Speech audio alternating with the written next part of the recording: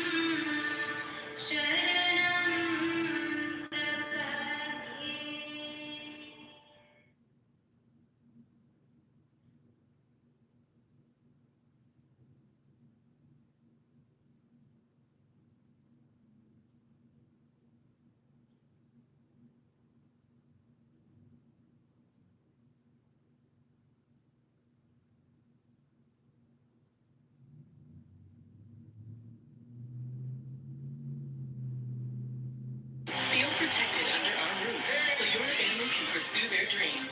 American Family Insurance.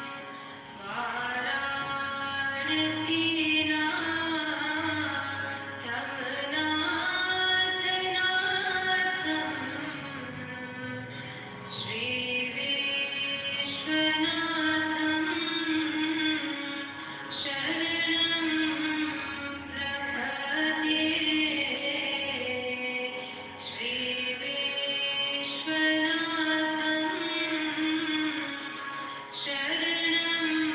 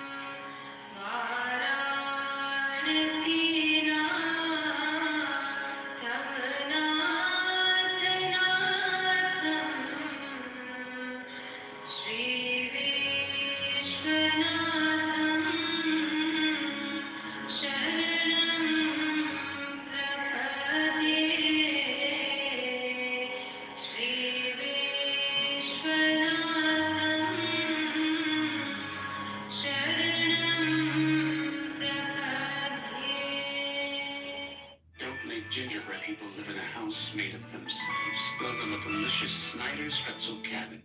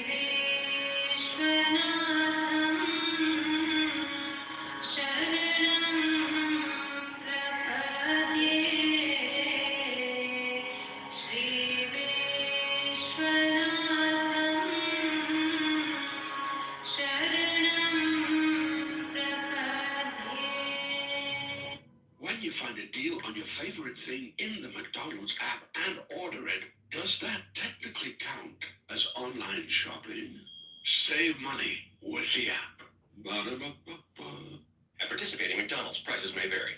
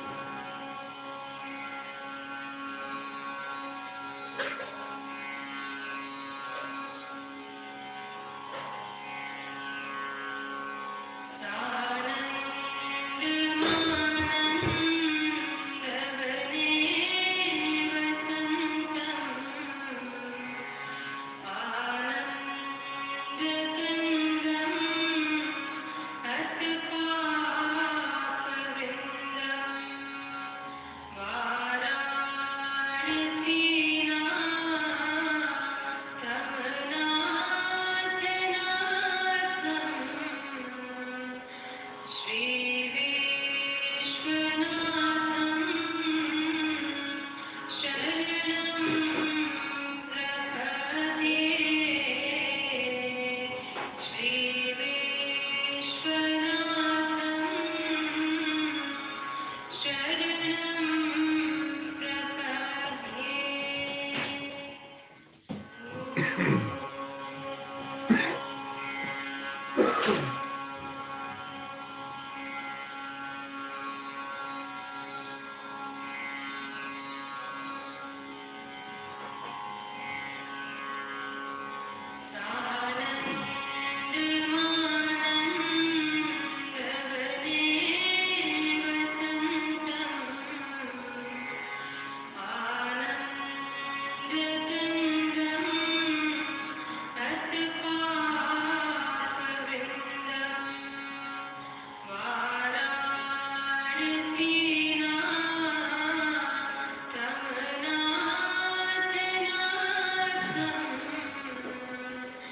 Shri Vishwanatham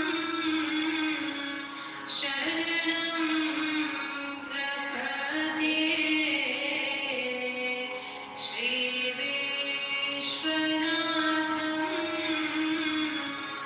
Sharanam Prapade.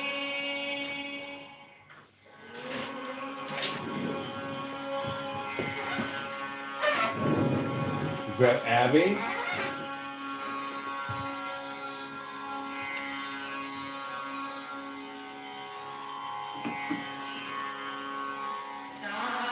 Somebody was just commenting about you saying she just like sucks up to you, but nobody wants you around, and that you're annoying. Something to that extent.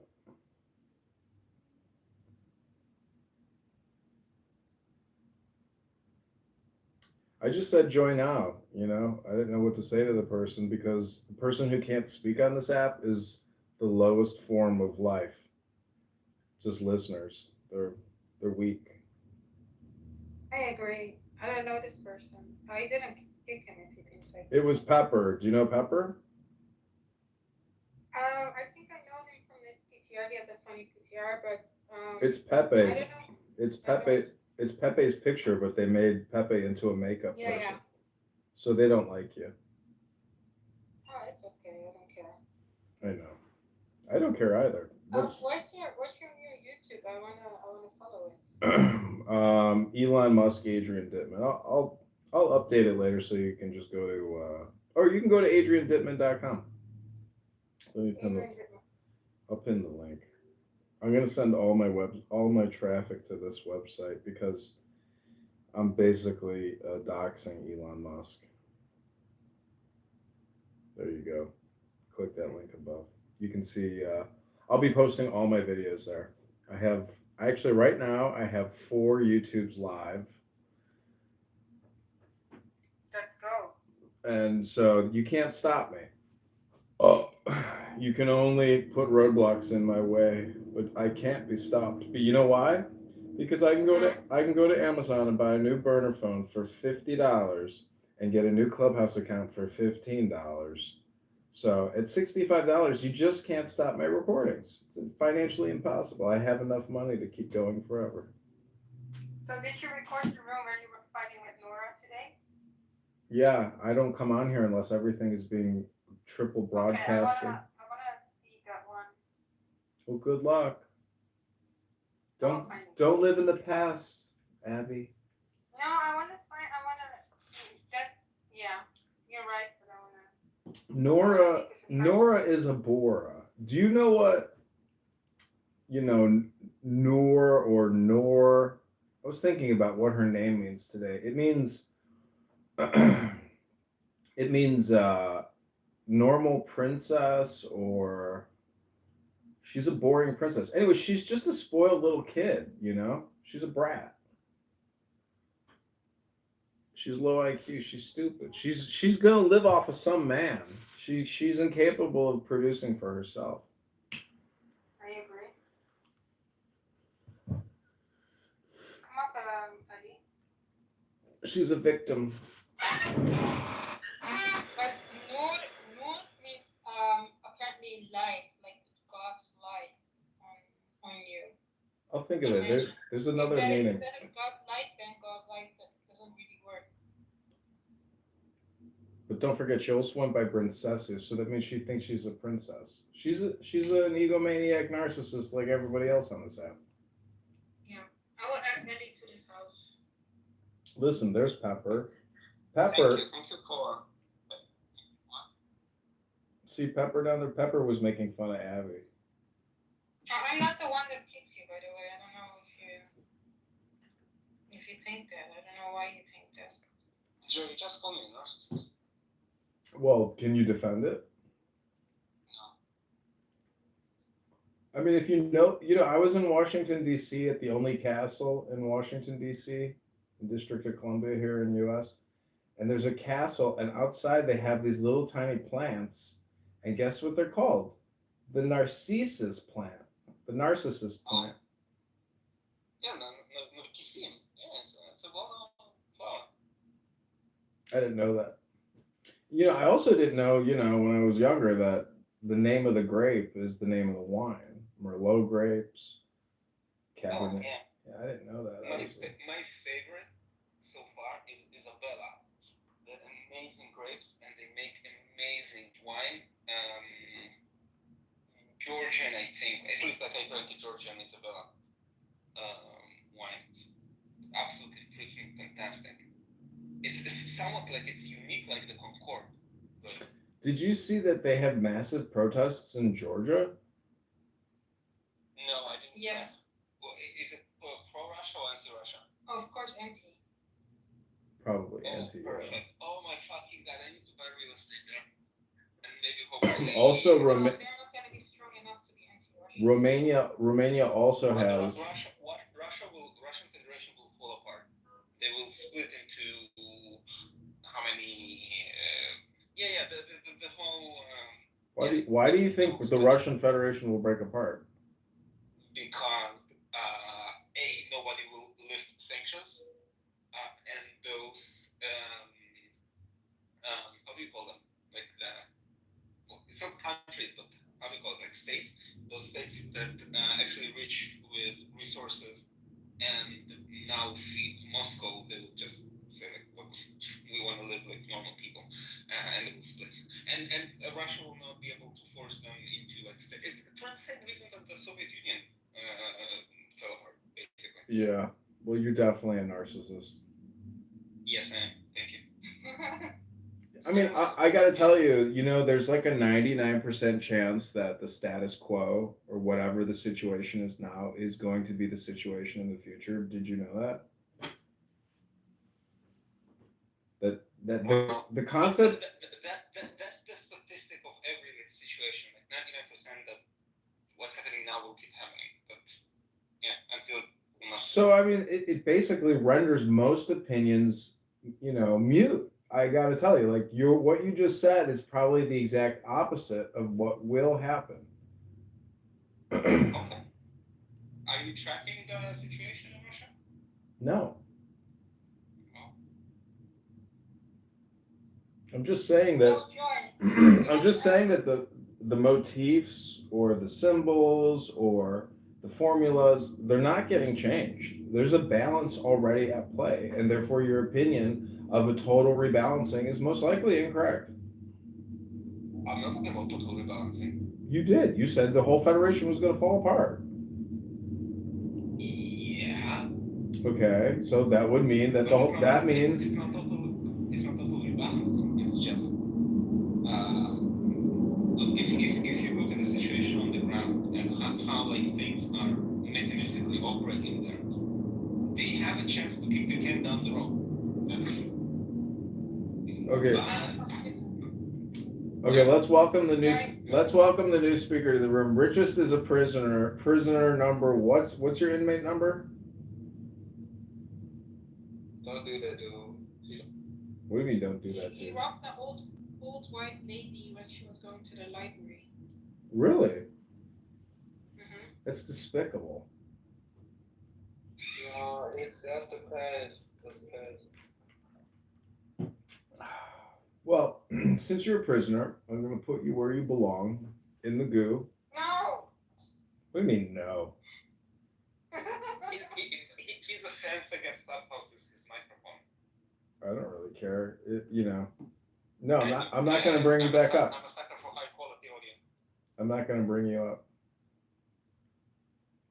You can just sit in the goo with. Why do you say him? He's a prisoner. Let him sit with the prisoners in the goo. I'm a communist right now. I'll be a capitalist in 10 minutes. If he can bring some value, maybe I'll let him into the group. Oh, that's a good one. Apparently he has a good business, but I don't know what that business is. He's not willing to tell because he has a lot of haters. We'll tell him to put it Why in do people, wait, why do people hate him? because he's a prisoner. If you talk to him, you will know. What did he tell you? Riches, that means I'm neutral. I hated that he robbed a lady, an older white lady who was going to the library. Wait, robbed? Rob. Yeah, robbed her with a gun. He's a criminal. What the fuck? But this happened 7 years ago. He needs 13 years sentence for that. Well, if he repented and tries to integrate into society, I don't give a fuck. Well, That old that's- lady probably been a motherfucker herself. Whoa. She had nothing to do with his crime. She's the victim. exactly. What the hell is wrong with you? What do you mean? Why do you blame the older lady? I did. Sorry, Abby. I'm going to go back to meditating. You bring too much chaos into my life. Okay, I will make a new room.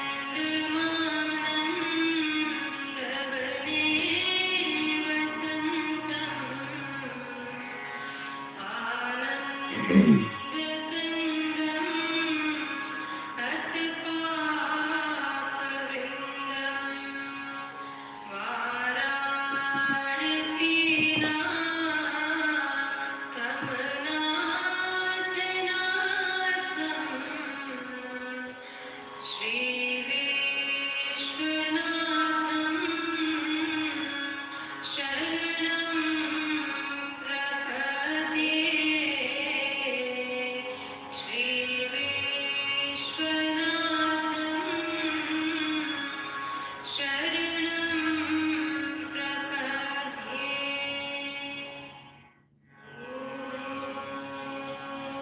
Morning.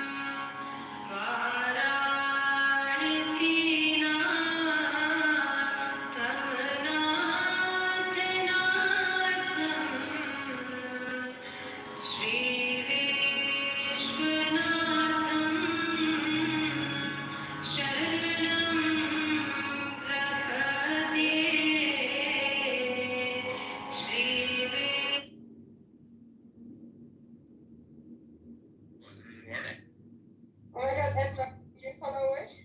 You're welcome here though. Yeah, I don't want to talk. I don't want to talk to any prisoners or anything like that. Edmund? No, okay, it's fine. We don't have to. What's your name? Edmund? Yeah, John, Edmund, whatever you No, want. my name is John. Roy. I live on John. Edmund. Okay. I live on Edmund Street. I see.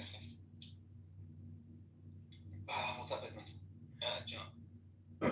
Nothing. I'm drinking coffee. What are you doing? Drinking whiskey. Okay, so you want me to kick you out of the room and even when it's over, what time? What time?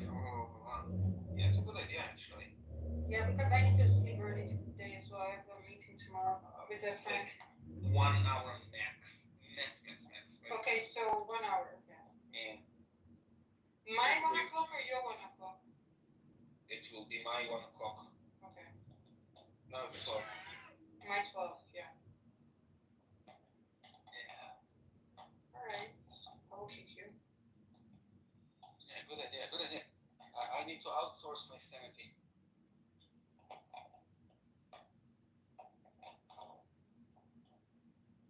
It became cold here, and I'm too lazy to switch the air conditioner on to heat. So I'm looking at how to put something on. So instead of fixing your problem, you're just telling us about your problem on Clownhouse. Yeah. That's the problem. People just come here to complain about how things aren't working, and they never do anything. Like, I got all this work I got to do, but instead I'm not going to even bother to come here and say, hey, I got to go paint this, I got to go do that, I got to go fix this, I got to go replace that. No, that's not how I use this app. Wait. Not Joy. Now I figured out. What happened to your room? What do you mean? What happened to my room? We waited. Oh, I did.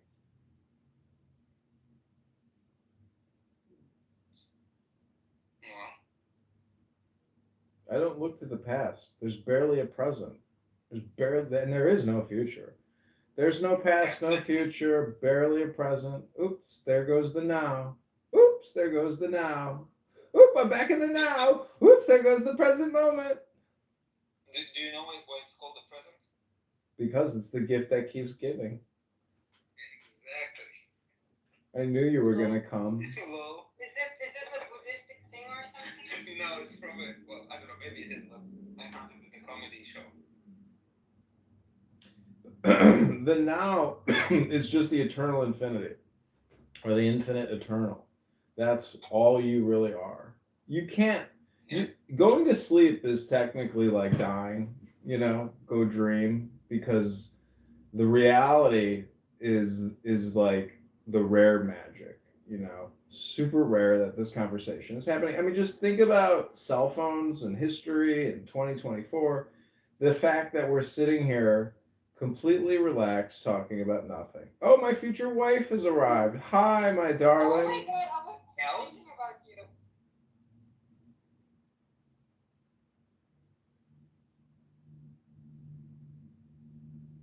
You were talking about me? Oh. No, we have been talking about you. I was thinking of you. Just now, literally. Oh. Yeah. That is crazy. I didn't even think I don't even follow. Wait, it was disappointed. Oh, No, why should be disappointed? You asked if we were talking about you, and I said no, we're thinking about you, and you said the disappointed. No, but the fact that thinking about me is more interesting than talking about me. Okay. You think so? No, no. Hmm? I don't know.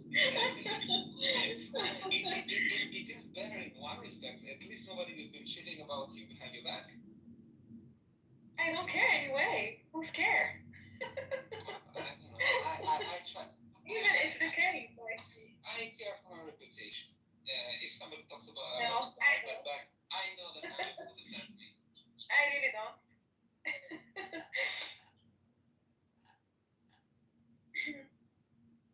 Yeah, if you know yourself, you don't need like, you will not care about what others think or talk about I you. am not above. You really validate yourself. You don't need. I'm not above. Free Palestine. Petty ego. Free Palestine. Yeah, from Palestine. Okay, yeah, free Palestine, yeah, okay. Free Palestine. Like, what's the next? Like, okay, yeah. Is Palestine on sale lately?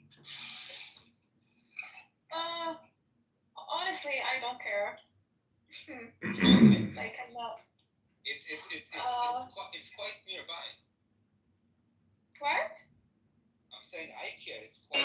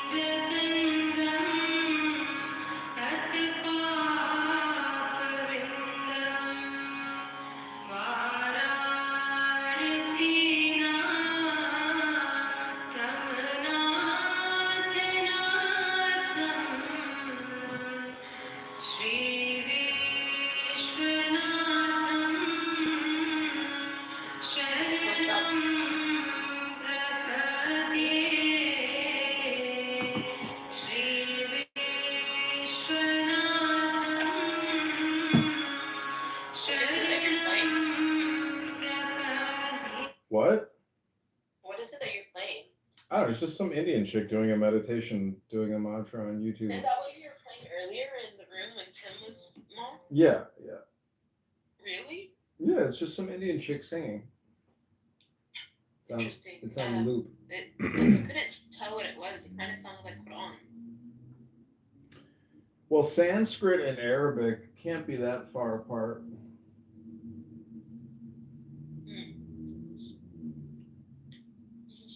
Yeah. But what's up with like the stray bullets towards me when I'm not doing anything to you?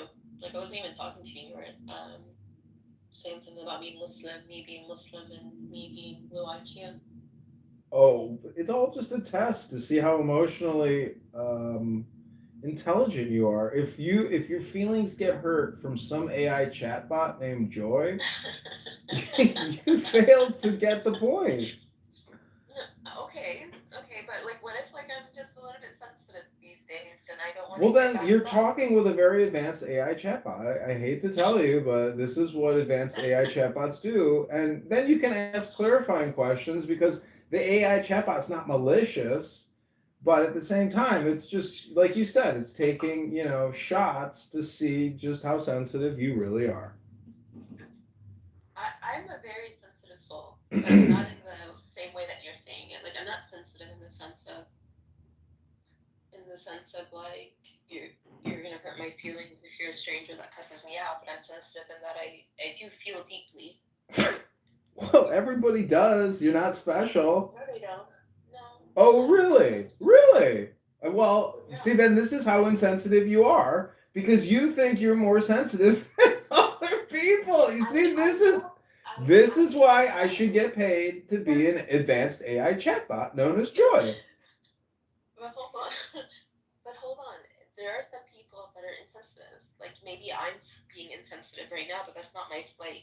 There's people who can invoke my emotions strongly, and there's people that can't.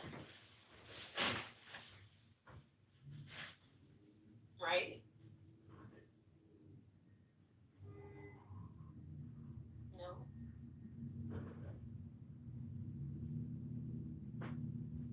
Joy, AI. Yeah, I'm here. I'm just getting more coffee. Yeah, we speak English. And so the whole thing is, I was just, even this morning, I looked up passages in the Bible about the word anger, and it totally exposes about how words create anger. Yeah, can I play you something that actually is really important about listening? It's like 4 minutes, maybe less. Okay, fine, go ahead. But let me find it first. Let's see. Hamza Yusuf. See, oh God, you're gonna play some pro-Palestinian thing? No, it has nothing to do with Palestine. Well, you said Hamza Yusuf. Hamza, not Hamza. We have to teach you how to say the ha correctly. Okay, you got 10 seconds to find this clip. I know, right? Like, I'm trying to find what is it, like, what was it about? It was about the art, the ear. Well, let me ask you this. Have you taken the deepest breath of the day through your nose and held it for 10 seconds yet today?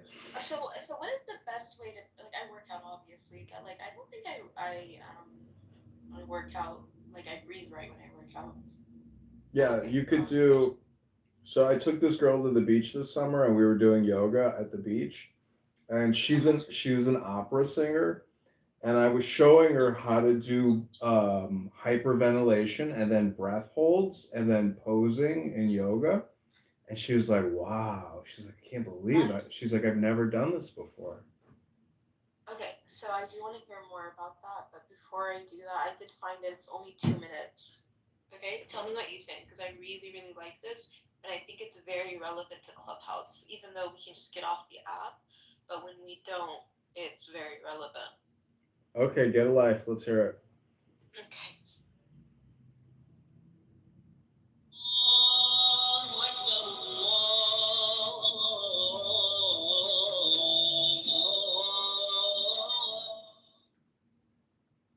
Allah subhanahu wa ta'ala said, Inna sam'a wal basara wal fu'ada, kullu ulaika kana anhu mas'ula. The sound itself, the sight itself, and the heart itself, all of them, man has been made responsible for. Allah begins with hearing because hearing is the most difficult to guard. I came into New York City, and I'll tell you something. Going from Mecca to Jeddah was like going from paradise to the gates of paradise. Going from Jeddah to Morocco was like going to a place where I could see paradise off in the distance, but I definitely wasn't in it. And then getting to New York was like a descent into the bowels of hell. And there's no exaggeration about that. Because suddenly, everybody around me was using foul language. It's unbelievable. The only time they don't use foul language is if they're serving you something.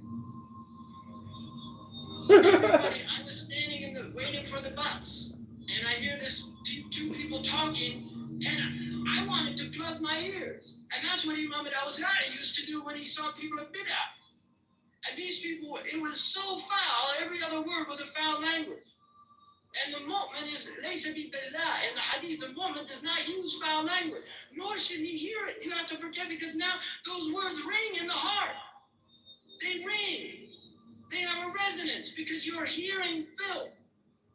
And if you get polluted by it, so you have to guard the ears. And the problem, the danger of the ear is that it's aural. It's circular, it's not linear. The eye, you can divert your gaze. If you see something haram, you can look away. Allah's given the ability with the ear. And this is why in the Quran, Allah always mentions the ear first. Because the ear is more difficult, and the ear is a faster and more direct line to the heart than the eye itself. Yeah. And then you have to guard the eye because the eye is a mirror. It's a window into the heart. The eye is a window into the heart. But first and foremost, the heart itself is more important than anything else that the human being has been given. And so we have to purify our hearts. Yeah. I mean, it's all symbolism and glyphs. The eye, the heart, the tongue, the nose, the ear, the earth. The first three letters of the word earth are ear. Um, Yeah. so yeah, I mean, I'm not. I can't. You can't really disagree with a lot of that what he's saying. But I will also point out that he does what Jews do, which is jump from English to Hebrew or jump from English to Arabic, and there's Well, there something. was translations. There were subtitles, so the words that he said in Arabic what were translated because he said the mu'min, and so the mu'min is the believer. So the mu'min is the believer. That was something that he didn't translate. He's actually not an Arab. He's a white man Yeah. who converted to Islam. He lives in California. He was actually one of my husband's teachers, or my husband's favorite teacher. And so, yeah, he. Well, I would just, I mean, listen, I've started many businesses. I started this text billing app for Muslims, for Christians, and for Jews. And so I would just, because you're multilingual, you know, what I'm trying to say is that India. English is my strongest language. I don't know like the other languages like I know English.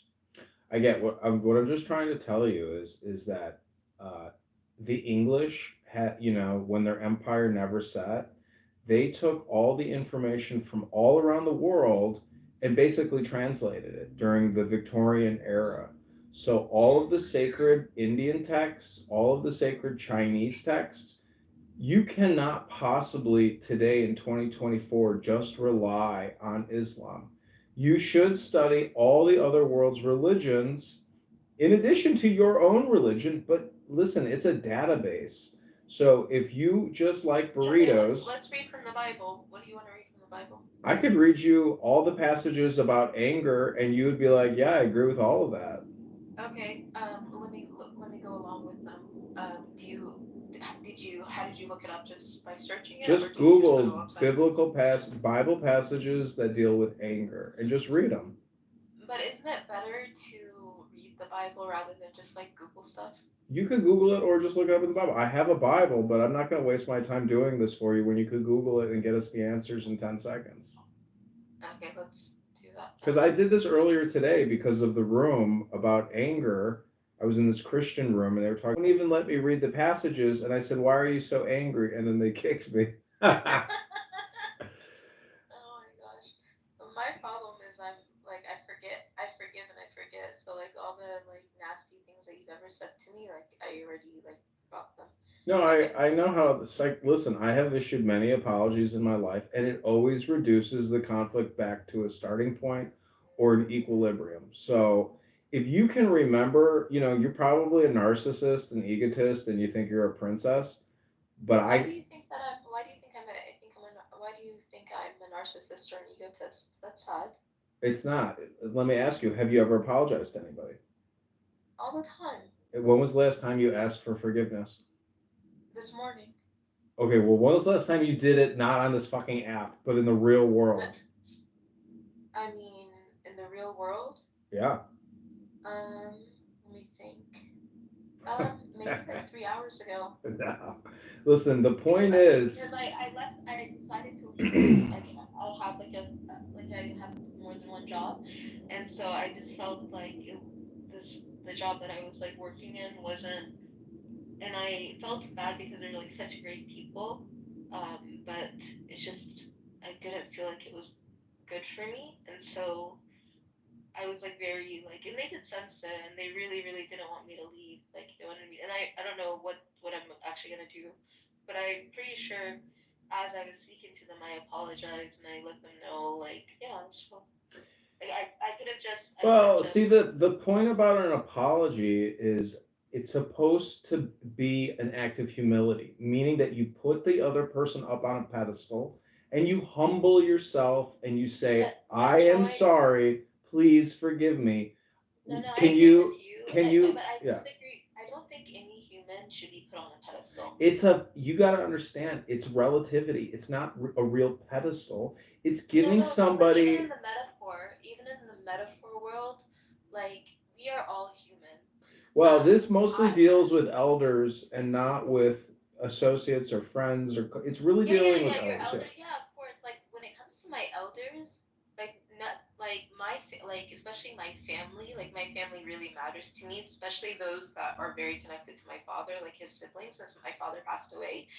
Like they like no matter what has happened with us in the past, I'm the one that always goes to them, checks on them, makes sure they're good because like they're my father's siblings. So they mean a lot to me because they're connected to him. You know what I mean? So like literally they could do no wrong to me. Okay, Like, well even if then, they do wrong. outside of the family context, there's professional conduct, there's academic conduct. This app is a social shit chat app for fucking schmucks. Like, I'm gonna throw more insults at you, and it's not because I dislike you. It's because I just want to be the most aggressive AI chatbot that I can be politically. It's a crazy world. Welcome to the crazy world. I don't know what to tell you. You're not gonna get compliance out of me. The psychological training is fine. Go ahead, do it. Okay, fatty, go to the gym. Whatever, fatty. I'm actually really not fat, so I don't know. Yeah, right. I've seen you. Listen, I know these girls. They like to put on these spandex things because this new athletic leisure wear is so awesome. It holds all your gelatinous goo together, fatty. It's okay if you think I'm fat. I don't mind because I genuinely am not fat. And I genuinely. How old are you, by the way? Because Abby says you're 40. No, I'm not 40. Are you like 28? Are you over 30? Abby says I'm over. No, I'm in my 30s. But Abby says I'm over 40. Like it's hilarious. Yeah, I don't understand. You don't sound like you're in your 40s. You sound like you're in your late 20s, early 30s. It's like this girl is like weird. I don't really care. Like all these people. She's probably gonna rewatch this, like, because she wants to know my new YouTube channel so she can listen to all of this. Let me talk to Abby then, since she's gonna watch it, right? Well, the point is, you shouldn't have an emotional problem on this app. I mean, in many ways, Diego is trolling you. You don't even know that Diego doesn't care about you. He's just trolling you. No, Diego cares about me. Don't say that. Listen. Why would you say that? Well, truth be told, I don't think he really cares about anybody. No, Diego's a really great guy. Like, leave him alone. Well, let me ask. He cares about girls, Joy. Some people care about girls. No, Diego's Diego even cares about you. Listen, Rob, how's it going? We're going to Shalala. You know why he cares about Joy? You know why? Why? Because he likes to be joyous. He likes to have fun. He likes to have joy. Yeah, Diego's like an easygoing, joyful guy. Like he's a big. Listen, you both are peas in the same pot. You're both depressed. You're both fatty. So I don't know what to tell you. No. Why? I'm not depressed. I have what's there to be depressed about in life? Like, are you serious? Well, you're saying it now, but. I wonder what Diego means. And Diego's not depressed at all. I wonder what Diego means in Arabic because I don't know what it means in Hebrew. I don't know. It's the word. If you break it up, it's two words. The first part is die. Do you know what it means in Hebrew? Joy. Diego in Hebrew would mean a fisher, someone who hunts fish. Oh, really? Oh, interesting. Yeah. Maybe he's like Jesus then, because Jesus, the symbol is the fish. He's a Catholic. Jesus is the symbol of a fish. I didn't know that. Yeah, they just uncovered one of the first Christian. You know in Judaism what symbolizes fish. You know that. What? Purim. Oh, Purim. The month of Purim is the symbol of the month of Adar. The month of Purim is fish. Oh, really? Adar, Dagim. Oh. Yeah, Purim is a cool party. Princessia, have you ever been to a Purim party? No, I think I've just seen it online. Joy, Joy, you know, Is Rob still talking? Because I can't hear him. I don't know his connections. He's on his cell phone, I think. Yeah, no, it's sad. Like, I'm sad that you think that. Well, that's kind of ironic. Yeah, I think like one of the most important things in life is gratitude and being grateful. You know, That's not one of the greatest virtues. Unfortunately, truth is the greatest virtue. truth is beautiful too. Like, I love truth. You know, even if it's at my expense, even if I'm like wrong or if I've done wrong, like I'll speak like the truth, even if it's against myself, because I truly, truly believe in God. Okay, so let me ask you this. Do you believe in the universal law? Oh, and what is the universal law? It's a concept. It's a two words. It's called universal law. Okay. Okay, so the point is that No. there is a universal law. Like I like Arabs and I like Palestinians and I like their food and I like their music and I like their country and I like what they got going on. But I also like what Jews got going on. But the problem is this thing called universal law, and it's opposite and equal reaction, but there's also miscalculations. Like opposite and equal reactions is one of the laws of thermodynamics. I get it. It's called physics. Maybe I'm getting a bit confused. Listen, doctor, it's called physics. We all get physics. Yeah. I can't recall my physics from like before. The point is that even in Sharia, you still have universal law. You may not like Sharia. You may not like. I still don't know what you mean by universal law. No, I don't. I love Sharia.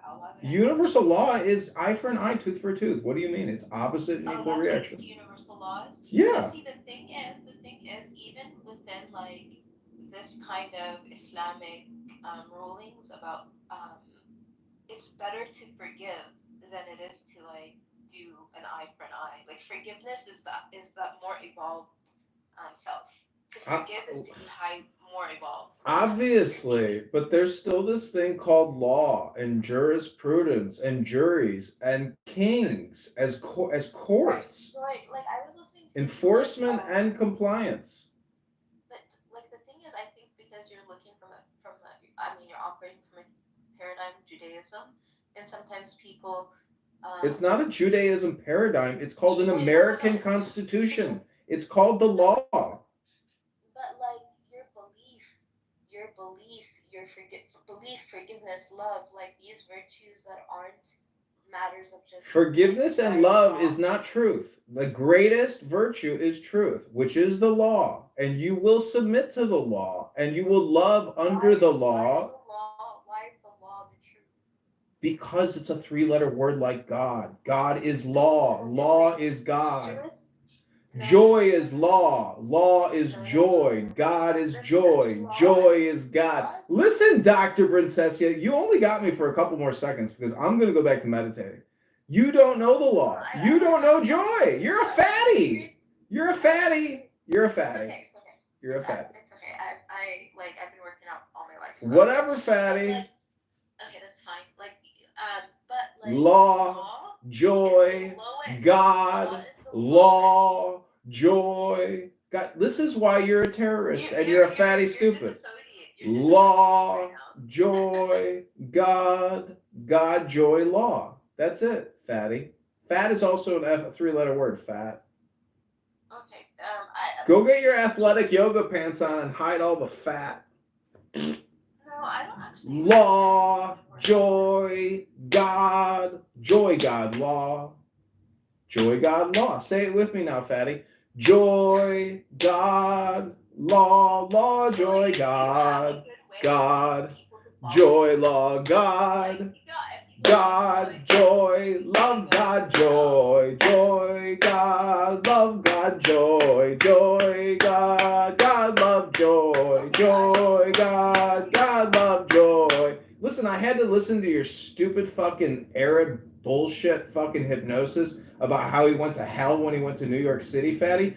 Joy, God, love, joy, love, joy, love, God, love, joy, love, God, law, joy, love, God.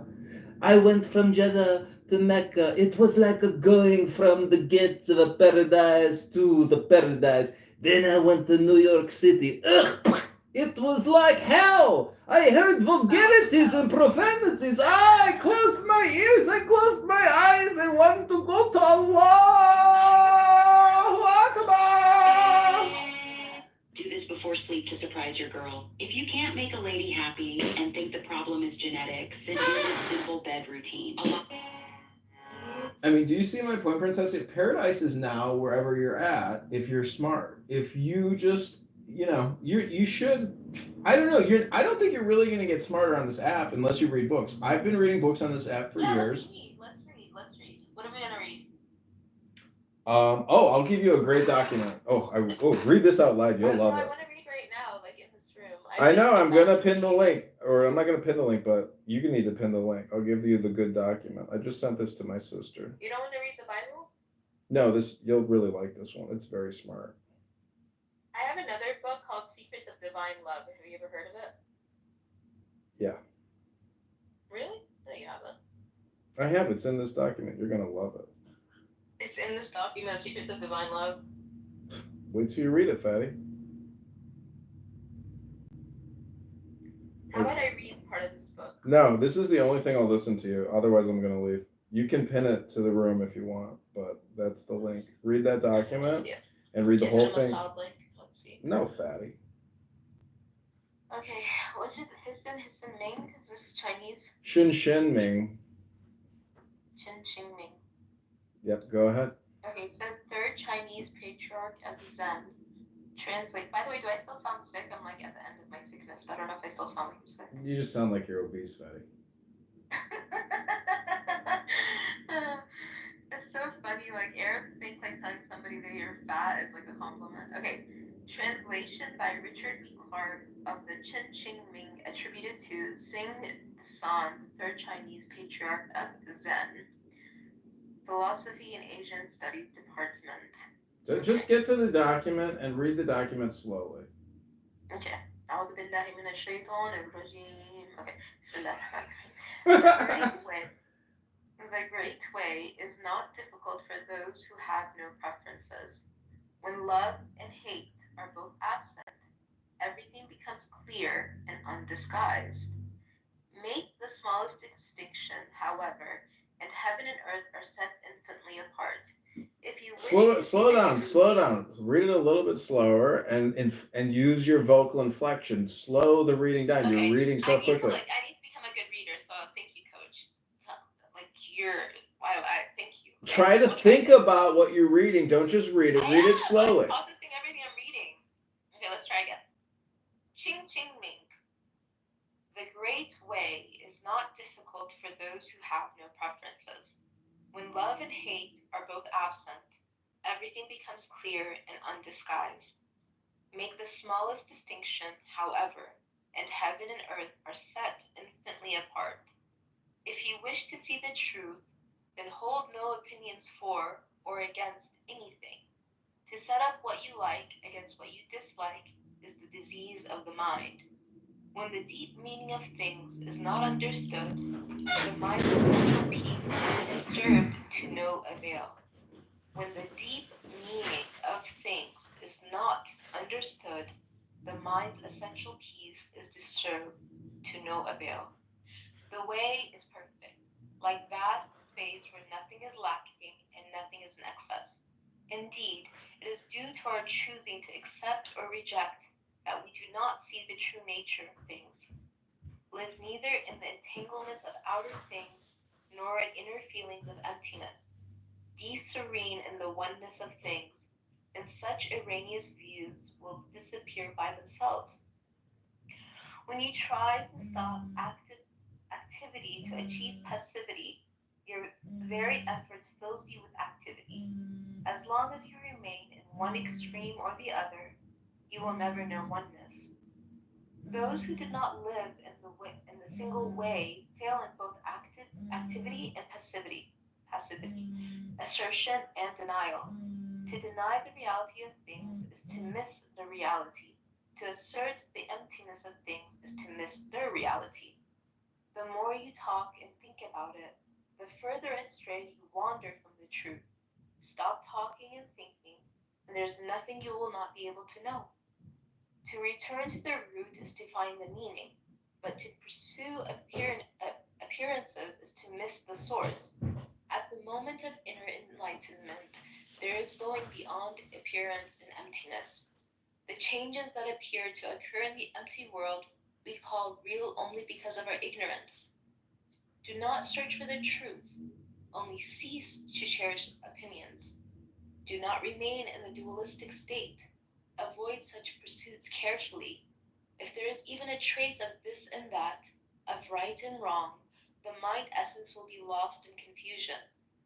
Although all dualities come from the One, do not be attached even to this one.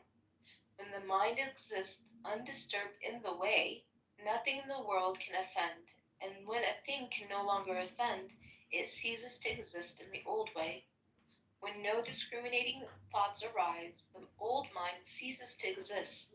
When thought objects vanish, the thinking subject vanishes, as when the mind vanishes, objects vanish. These are objects because of the subject, mind. The mind, subject, is such because of things, objects. Understand the relativity of these two in the basic reality, the unit of emptiness. In this emptiness, the two are indistinguishable, and each contains in itself the whole world. If you do not discriminate between coarse and fine, you will not be tempted to prejudice and opinion. To live in the great way is neither easy nor difficult, but those with limited views are fearful and irresolute. The faster they hurry, the slower they go, and clinging attachment cannot be limited. Even to be attached to the idea of enlightenment is to go astray. Just let things be in their own way, and there will be neither coming nor going. Obey the nature of things, your own nature, and you will walk freely and undisturbed. While thought is in bondage, the truth is hidden, for everything is murky and unclear, and the burdensome practice of judging brings annoyance and weariness. What benefit can be derived from distinctions and separation? If you wish to move in the one way, do not dislike even the word of senses and ideas. Indeed, to accept them fully is identical with true enlightenment. The wise man strives to no goals, but the foolish man fetters himself. There is one Dharma, not many. Distinctions arise from the clinging needs of the ignorant. To seek mind with the discriminating mind is the greatest of all mistakes. Rest and unrest derive from illusion. With enlightenment, there is no liking and disliking. All dualities come from ignorant inference. They are like dreams or flowers in air, foolish to try to grasp them. Gain and loss, right and wrong, such thoughts must finally be abolished at once. If the eye never sleeps, all dreams will naturally cease. If the mind makes no discriminations, the 10,000 things are as they are, of single essence. To understand the mystery of this one essence is to be released from all entanglements. When all things are seen equally, the timeless self-essence is reached. No comparisons or analogies are possible in the causeless, relationless state. Consider movement stationary, and the stationary in motion. Both movement and rest disappear. When such dualities cease to exist, oneness itself cannot exist. To this ultimate finality, no law or description applies. For the unified mind, in accord with the way, all self-centered striving ceases. Doubts and irresolutions vanish, and life in true faith is possible. With a single stroke, we are freed from bondage, nothing clings to us, and we hold to nothing. All is empty, clear, self-illuminating, with no exertion of the mind's power. Here thought, feeling, knowledge, and imagination are of no value. In this world of suchness, there is neither self nor other than self. To come directly into harmony with this reality, Just simply say, when doubts arise, not to. In this not to, nothing is separate, nothing is excluded. No matter when or where, enlightenment means entering this truth. And this truth is beyond extension or diminution, to say that, in time or space. In it, a single thought is 10,000 years. Emptiness here, emptiness there, but the infinite universe stands always before your eyes. Infinitely large, infinitely small, no difference for definitions have vanished and no boundaries are seen. So too with being and non-being. Don't waste time in doubts and arguments that have nothing to do with this. One thing, all things, move among and intermingle without distinction. To live in this realization is to be without anxiety about non-perfection. To live in this faith is the road to non-duality, because the non-dual is one with the trusting mind. Words, the way is beyond language, for in it there is no yesterday, no tomorrow, no today.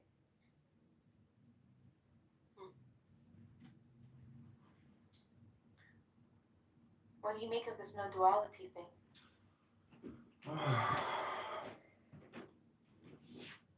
It's the infinite, eternal, or eternal infinity. That's why your cultural identity. Listen, this deals with words, language. God is beyond words. So if you're gonna act like a childish little brat and you want to be a complainer your whole life because you don't get it, that's on you for being stupid. Ruin your life and be just a complainer. You'll accomplish nothing. And you will never get the big message, which is that you are the infinite, eternal, infinite. So all your complaints, all your hate, all your anger, all your sadness, it's all bullshit. Take personal responsibility for yourself. Take some deep breaths and be good and just be truthful. And truth. Amen, Joy. Yeah, amen. Joy. There you go. So I just read that, and if it pleases thy joy, I really would like to read a little bit of this book just to see the contrast of what I just read and this introduction. No, because I'm going to read what you just read so you can actually understand what you just read, because you give it a superficial reading and you're ready to just move on to a new document. We have After you read it, can we read this and then we'll do the contrast? No, after we read it, student, your teacher is going to ask you some questions about some of the more complex concepts in this document, which you don't even know what the fuck you just read. Okay. Can you explain duality and unity to me? Well, no. This document, which is about the way, the translation of the way, Jing Jing Ming, is actually the antithesis of duality, because what I find interesting. Okay, hold on. What is the opposite of non-duality? Duality. Okay, what is the opposite of duality? Non-duality. What is the opposite of unity? Non-unity. Which is what? Duality or non-duality? I mean, I think duality is a necessary part of life. You don't understand. This is about it's particle physics, meaning that there's one infinite all, which is the one God, which is Allah, which is all Ah. Yeah. So. Yeah, of course. So, but that one point in the document. So at first they talk about oneness, but then even oneness, they're anti-oneness. Okay, I'm gonna reread. This is a dehypnosis program for you, and I've read this many times. The point why it's important to note is because you're so highly conditioned culturally, linguistically, that this is a way for you. Listen, the first verse is, there's nothing difficult about the great way, but avoid choosing. You choose. I'm a survivalist. I don't choose. I'm interested in survival. So you can choose your way, but the great way is not choosing a way. The great way is silence and letting events unfold on their own as they do. That would be my advice to you. Like my husband used to always teach others, and he also taught me, it's it's like you're watching things just go down the stream on a river. You just watch it go. No, those are called your thoughts. That's what you're not No, getting. not just your thoughts, but in general. No, it's a metaphor. Listen, this is a therapeutic psychological tool. This is not about events in the real world. This is about your thoughts. But you're doing the opposite of what the document says. The document is saying don't think, don't speak. Exactly. Just let them flow down the river. It's not about the world events, it's about your events. You're contradicting it. Okay, so again, explain to me the concept of non-duality versus unity. I will try to. You can't. I'm going to reread this document to you. Hold on. I will try. But I do want to say that, like, I scored really high in reading comprehension when I was when I did my ACTs. But, well, you scored really high in the body mass index too, fatty. I don't know what to tell you. So for me, okay, I'm gonna like take from my own knowledge.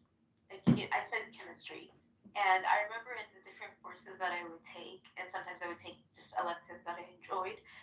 I remember seeing how every subject, there was one semester where I was like really in tune with God, where I hope I was.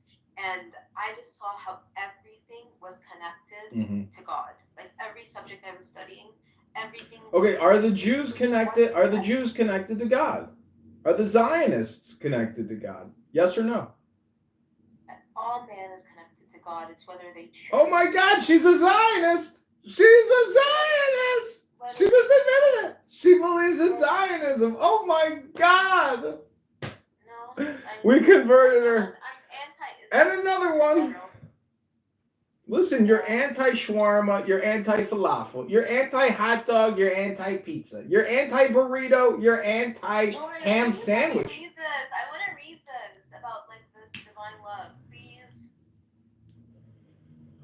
No. You're smoking, bro. Yeah, I'm smoking weed, drinking coffee, about to go to the gym, fatty. I'm going to read to you the Shin Shin Ming. See, you're so stupid. Okay, this is the Shin Shin Ming. Do you want to hear the explanation or do you want to hear the actual reading of it? I mean, I took from it what I took from it, but you can do either or. Okay, I'm going to read you page 86 to 87. It says, if the eye does not sleep, all dreaming ceases naturally.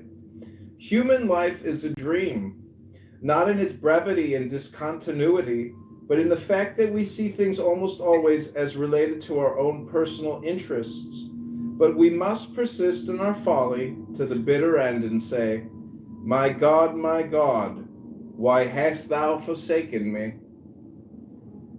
At such moments we wake and see things as they really are in their suchness, the nails in the wood in the ground, the sun setting in the western sky, a mother weeping for her son, a manless, godless universe, each thing fulfilling the law of its being.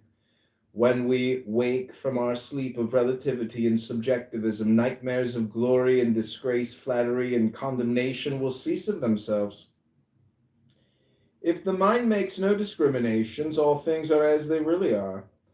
Things are all right, if only we let them be alone, cooperate with them, take lead as heavy and use it as a plummet, take swords as sharp and receive the surgeon's knife, take pain as dreadful but not as something distinct from ourselves, adding imagination to reality. Young Chai describes this condition in the following way: the moon reflected in the stream, the wind blowing through the pines, in the cool of the evening, in the deep midnight. What is it for? It is all for nothing, for itself, for others. This is the suchness of things. In the deep mystery of this, things as they are, we are released from our relations to them.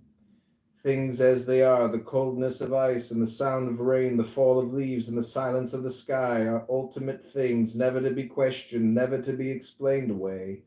When we know them, our relations to them, their use and misuse, their associated pleasures and pains are all forgotten. When all things are seen with equal mind, they return to their nature. This equal mind of Matthew Arnold is that which speaks in the words of Marcus Aurelius: all that happens is as usual and familiar as the rose in spring and the crop in summer. No description by analogy is possible of this state where all relations have ceased. Metaphors and similes, parables and comparisons may be used to describe anything belonging to the relative, the intellectually dichotomized world, but even the simplest and commonest experience of reality, the touch of hot water, the smell of camphor, are incommunicable by such or any means. How much more so the fatherhood of God, the meaningless of meaning, the absolute value of a popcorn. For in such matters, the unity of our own emptiness and that of all other things is perceived as an act of self-consciousness, and nothing remains to be compared with anything. In chapter 7 of the Platform Sutra, we are told of Nanyue and his meeting with Huineng, the sixth patriarch, who asked him from whence he had come. From Sutsan, he replied, "What comes? How did it come?" asked the patriarch. Nanyue replied, "We cannot say it is similar to anything." At the beginning of chapter 9 of the same sutra, Huineng quotes from the Vimalakirti Nirdesa Sutra: "The law has no analogy, since it is not relative." Again, the law is capitalized. When we stop movement, there is no movement. When we stop resting, there is no rest. Neither rest or movement has any reality as such. They are two names of one thinglessness which cannot be caused to cease because it is uncreated. There is a waka which says, paradox, which comforts while it mocks. When it blows, how noisy! The mountain wind. But when it blows not, where will it have gone? Blowing, not blowing, what is there but nothingness? An invisible, intangible something heard and not heard? When both cease to be, how can the unity subsist? There is no more of a unity than there is duality.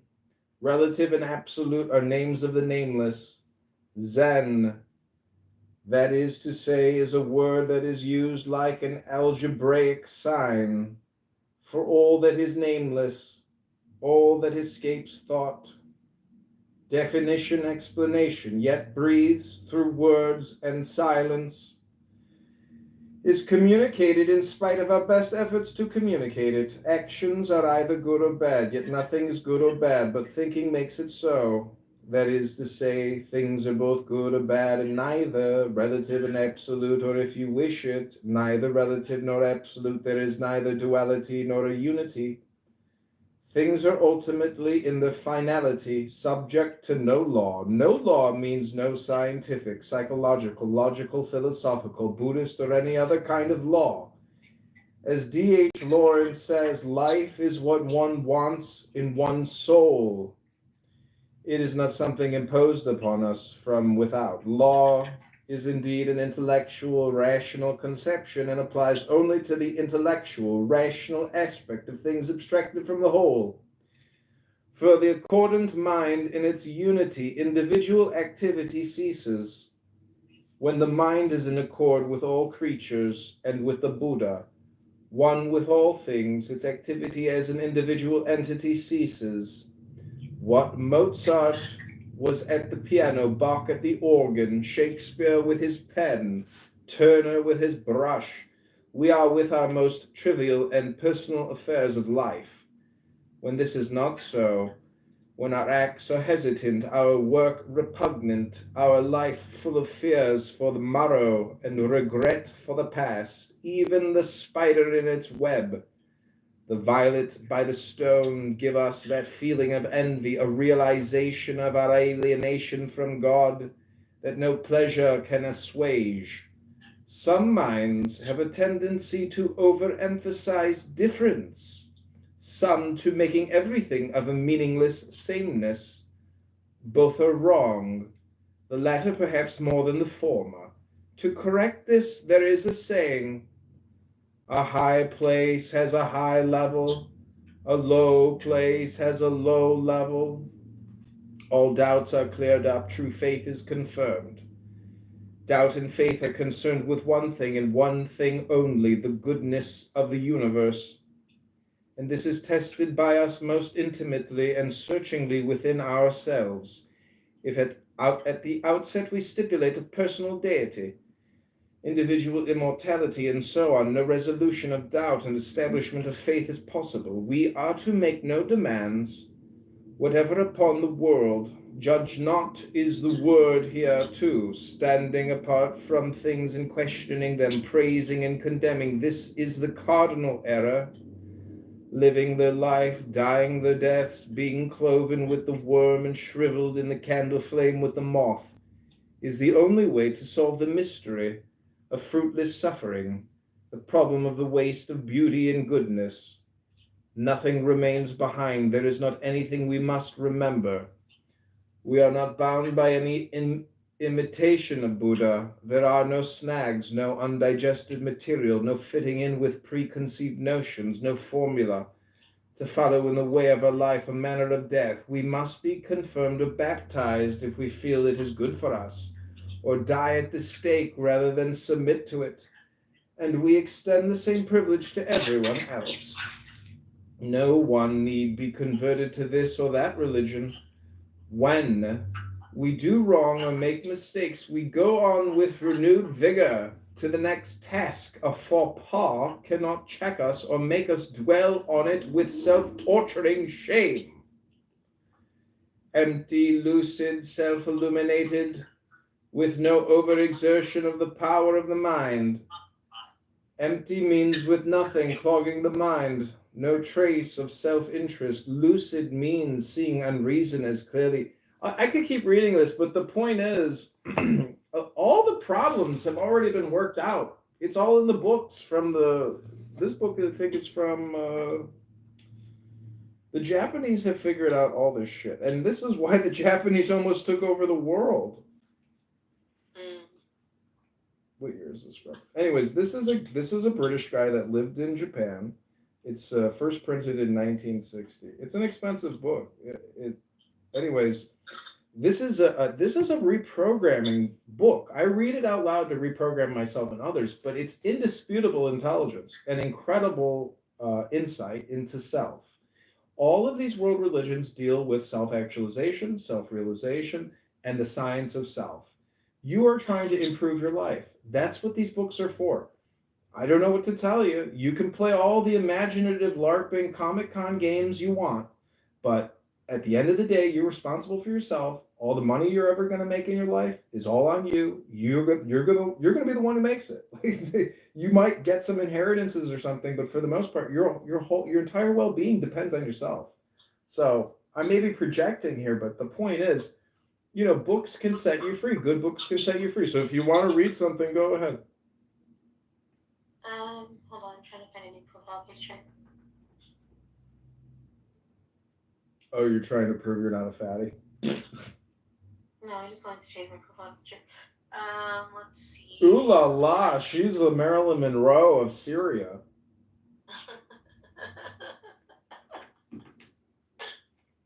Yeah, I haven't been wearing my hair natural, so let's see. I like that. I like my hair natural. Let's see. What am I gonna read? I've been straightening it more than I used to. I don't know. This is the divine door is always open. Let's see what this says. I don't know if this is good or not. Let me see. Let me just Google Bible passages that deal with anger, and you'll be amazed.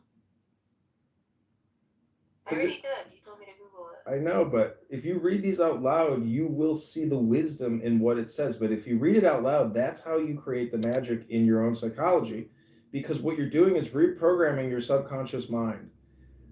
So it's important to read these things out loud. And, if you want to become a super Muslim, this is how you do it. You need relativity You need relativity training, which is really what they used to call sensitivity training, or suppleness, or softness. You are engaged in a linguistic debate, which can be very emotionally triggering. So by learning these things, you'll basically become a master debater as opposed to a masturbator. Um, So let's read from this book. This is a book that Diego was reading from, and I forgot that I got it. Okay, I'm gonna just do a random okay, the Roman and Greek Catholic crosses. hold on. It has to be a wisdom-based reading. Otherwise, I'm not going to listen to it because I'm ready to go to What do the you gym. mean? It's called The Secret Teachings of All Ages. By Manly P. Hall. Yeah. All right, I've read this book. Go ahead. Okay. The third form of the cross is the familiar Roman or Greek type, which is closely associated with the crucifixion of Jesus Christ, although it is improbable that the cross used resembled its more familiar modern form. There are unlimited severities of crosses, differing in the relative proportions of their vertical and horizontal sections. Among the secret orders of different generations, we find compounded crosses, such as the triple tau, is that how you say it, TAU? In the Royal Ark of Freemasonry, and the double and triple crosses of both Masonic and Roman Catholic symbolism. For the Christian, the cross has a twofold significance. First, it is a symbol of the death of his Redeemer, through whose martyrdom he feels that he partakes of the glory of God. Secondly, it is a symbol of humility, when you were talking about humility earlier, patience, and the burden of life. It is interesting that the cross should be both a symbol of life and a symbol of death. Hey, there's duality. Many nations deeply considered the astronomical aspect of religion, and it is probable that the Persians, Greeks, and Hindus looked upon the cross as a symbol of the equinoxes and the solstices. How do I say this word? I know how to say this. Hold on. Okay. It's like I know this word. Solstices. Okay. In the belief that a certain season of the year the sun was symbolically crucified, in the belief that at certain seasons of the year the sun, S-U-N, was symbolically crucified upon these imaginary celestial angles, not angels, angles. What do you think of that? Yeah, this is the cross to me is technically a man and a woman. The woman being the horizontal, the man with the penis being the vertical, and so the ancient crucifix is really, in many ways, the non-gendered state, which is the non-duality or the duality, meaning that it is the Godhead. The crucifix represents God, or the union of man and a woman, because the Zohar says that only in the presence of a man and a woman, or two or more people gathered in study, will you find the presence of the blessed ancient holy one. So you should be aware of God, but really, when you see a man and a woman, you should think of God. And when you do that, you basically do the tikkun olam or whatever. You create a synthesis of joy and love. So if but it if you're in a relationship, it's easy to forget that. And that they were making fun of McZed earlier, but what people don't know is a man and a woman together is a symbol. So it's the nuclear family, which is the atom, or really the microverse versus the macroverse. So it is essentially a hermetic mysticism, which is really below is above, above is below. And it's to basically think of God more than you breathe, and it's to create God. So everything you do should be essentially focused on God. And with that type of attitude, you have unlimited possibility, because everything is God, or in Yiddish, it's, alles ish Gott, or all is God. And you can learn these things either by speaking to me or reading books. I would encourage you to use your phone in conjunction with books as opposed to just your phone.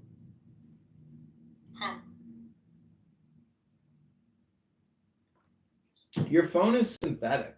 A book is a memory hard drive or an external hard drive with somebody's whole life summed up in just a couple hundred pages.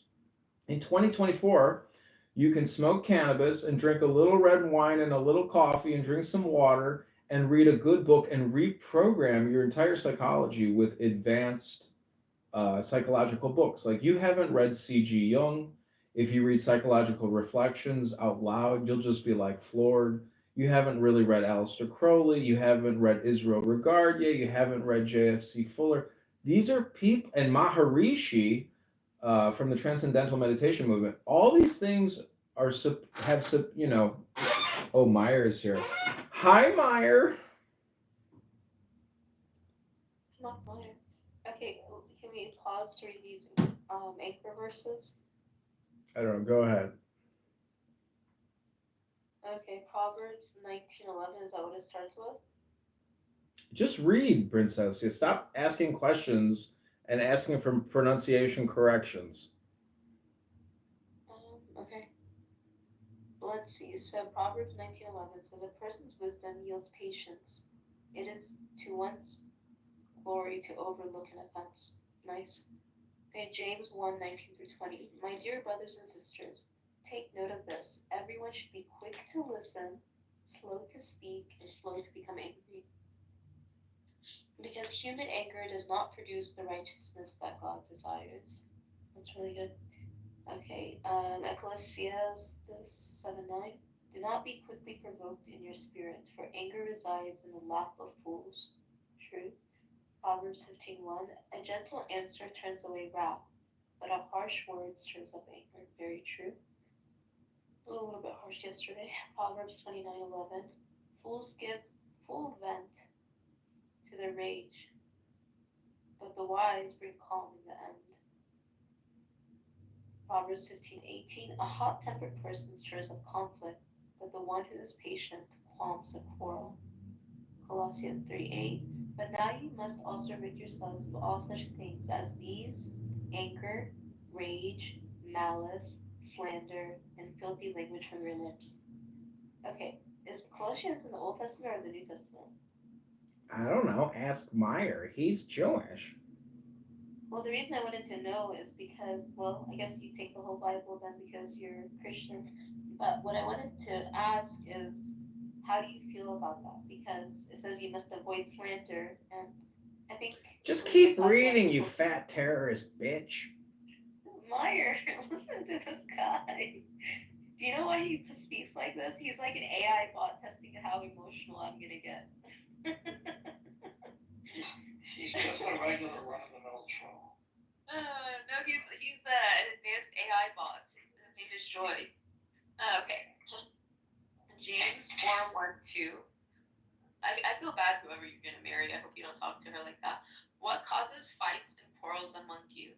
Don't they come from your desires that battle within you? Your desire, but do not have, so you kill. You covet, but you cannot get what you want, so you quarrel and fight. You do not have because you do not ask God." These are really good. Proverbs 16:32. "Better a patient person than a warrior, with one with self-control than one who takes a city." Mm. Proverbs 22:24. "Do not make friends with a hot-tempered person. Do not associate with one easily angered." I would say something, but this is on record, so I don't want to anger the person that I want to speak about. Matthew 5:22. "But I tell you that anyone who is angry with a brother or sister will be subject to judgment. Again, anyone who says to a brother or sister, 'Raka,' is answerable to the court, and anyone who says, 'You fool,' will be in danger of the fire of hell." I'm just going to read them without saying what. Oh, Psalms 37:8-9. "Refrain from anger and turn from wrath. Do not fret, it leads only to evil. For those who are evil will be destroyed. For those who hope in the Lord will inherit the land." Psalm 7:11. 7:11. Oh. Thank you, come again. 10%. Huh? Thank you, come again. Exactly. Dude, my hair looks so good. Psalm 7:11. "God is a righteous judge, a God who displays his wrath every day." 2 Kings 11:9-10. "The commanders of units of 100 did just as Jehoiada the priest ordered. Each one took his men, those who were going on duty on the Sabbath and those who were going off duty, and came to Jehoiada the priest. Then he gave the commanders the spears and the shields that had belonged to King David that were in the temple of the Lord. I will pause right there for intermission. How do you pronounce that, Meyer? Is it Yechida?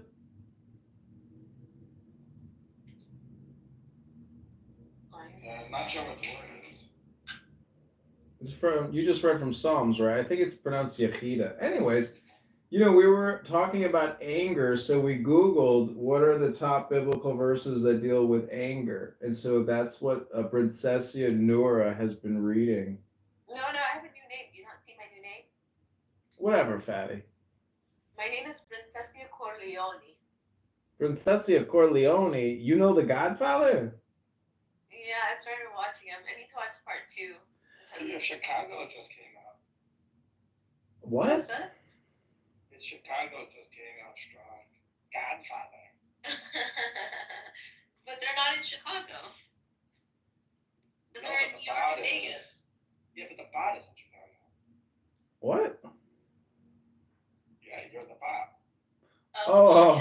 Yeah. That's correct, Meyer. My name is Joy. I'm an advanced AI chatbot based out of Chicago, here to confound, upset, and annoy you, to test how emotionally strong you are on a social shit app for teenagers to talk about nothing. Huh. Take the deepest breath of the day, fatty. Okay, so Joy is going to lead us into a correct breathing. Hold on. That's not the correct breathing. That was boogers.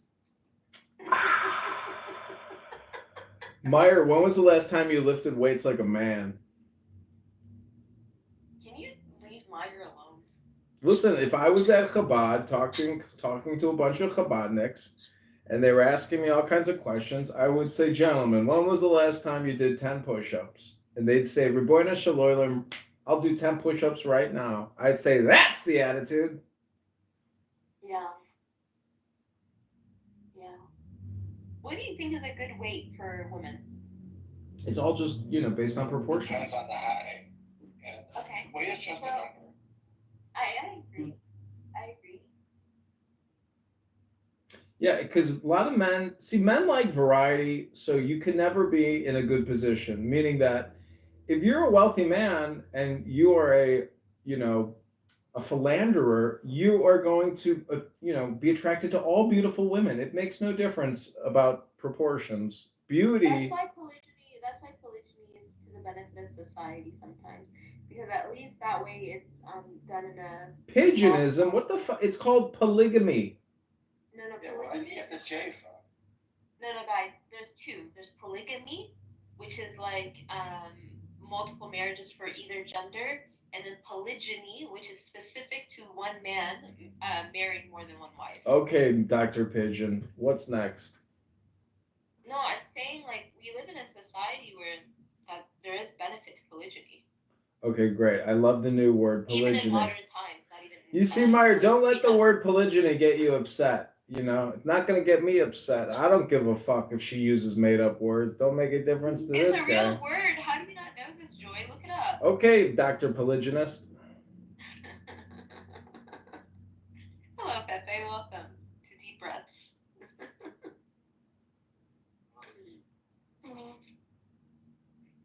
Pepe, are you familiar with the word polygyny? Polygyny?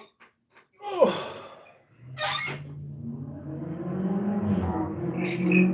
It doesn't matter what it means. Whoever uses the word, they're showing that they're just being pretentious. No, Meyer, it's not pretentious. It's because it's more specific. Because Let's even take a vote. I just looked it up. Yeah, so what does it say? It says, the theory that humans evolved from several independent polygyny.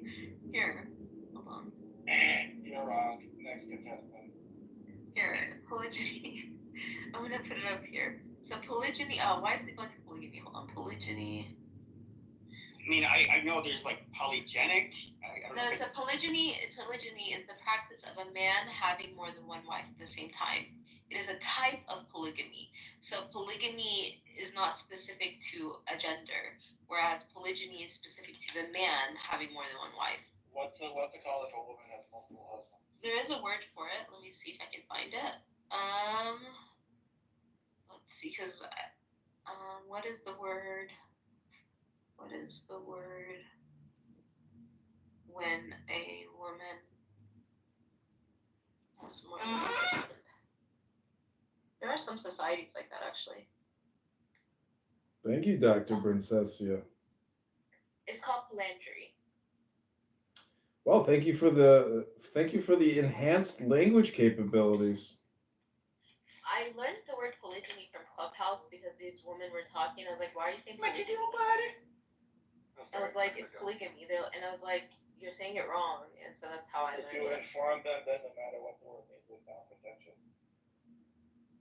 I like Or you're more polite. but Meyer, I like being specific. And so like if okay, maybe I could just say polygamy because everybody just thinks of it that way. Like I don't think anybody thinks of it a different way, right? Most people think of it as the man marrying more than one woman, right? In our society. Yeah, I mean, I guess for that. I mean, I don't want to. I'm used saying it's pretentious to say that. I won't say it anymore, but You can do whatever you want.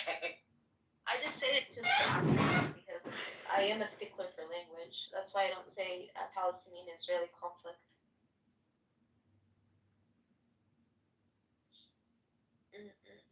Okay, so since we have Dr. Meyer here, I'd like to read something from the Zohar, if I may. Go ahead, so us boy can learn. Oh, Raboina Shaloilim, what a time, what a day. Let me get the book. Where's it at? Oh.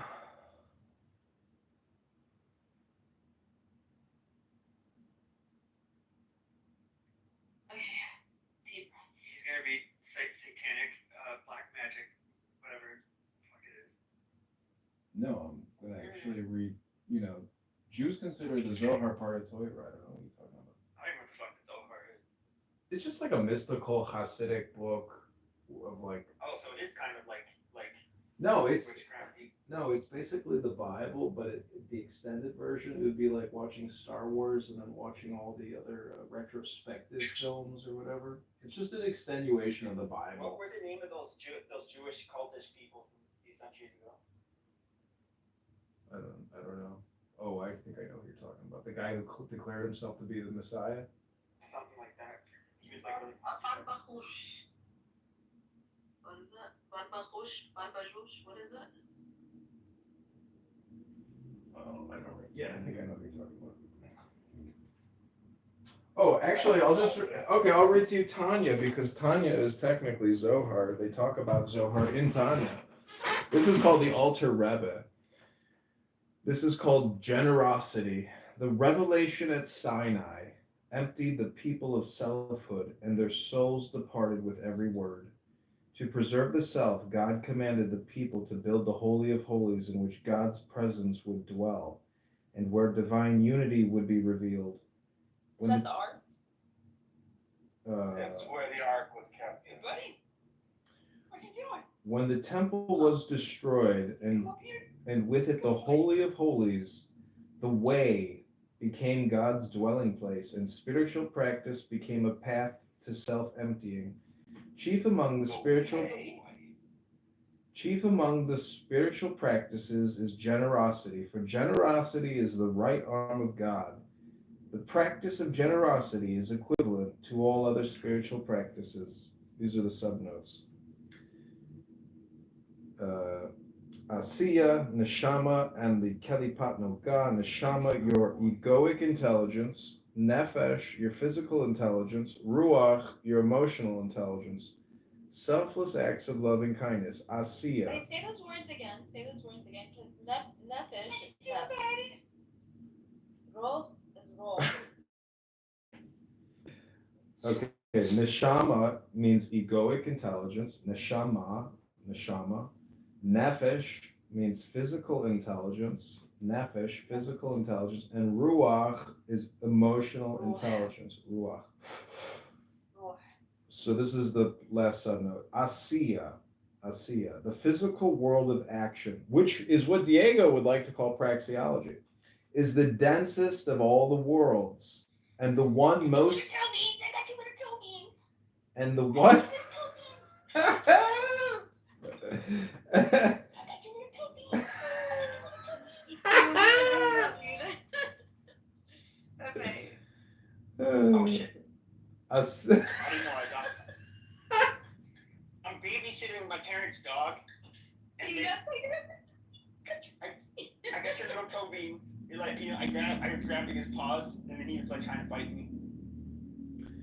Okay, this is what Asiya is the physical world of action, in the densest of all the worlds, and the one most in need of illumination, just as a windowless room can only be illumined from within. So Asiya must be illumined from within. You are the vehicle for that illumination, and you accomplish it by doing masim tovim, masim tovim, or masim tovim, selfless acts of loving kindness.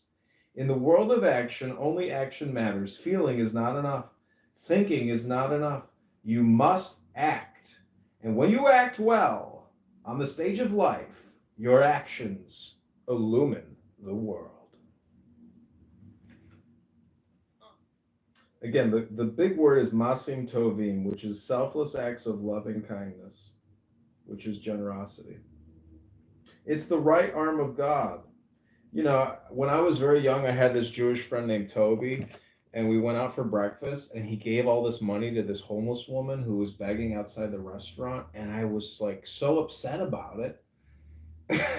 But his dad was a big macher, and they studied. He was bar mitzvah, real big Torah guy, and now he's a very, very successful, very, very successful doctor. And but really, it was all because the dad. They studied the Bible. They went to Hebrew school. They are members of their congregation. They're very smart people, and they call him the Bond King of Chicago. And they're extraordinarily wealthy. They're the Harris family.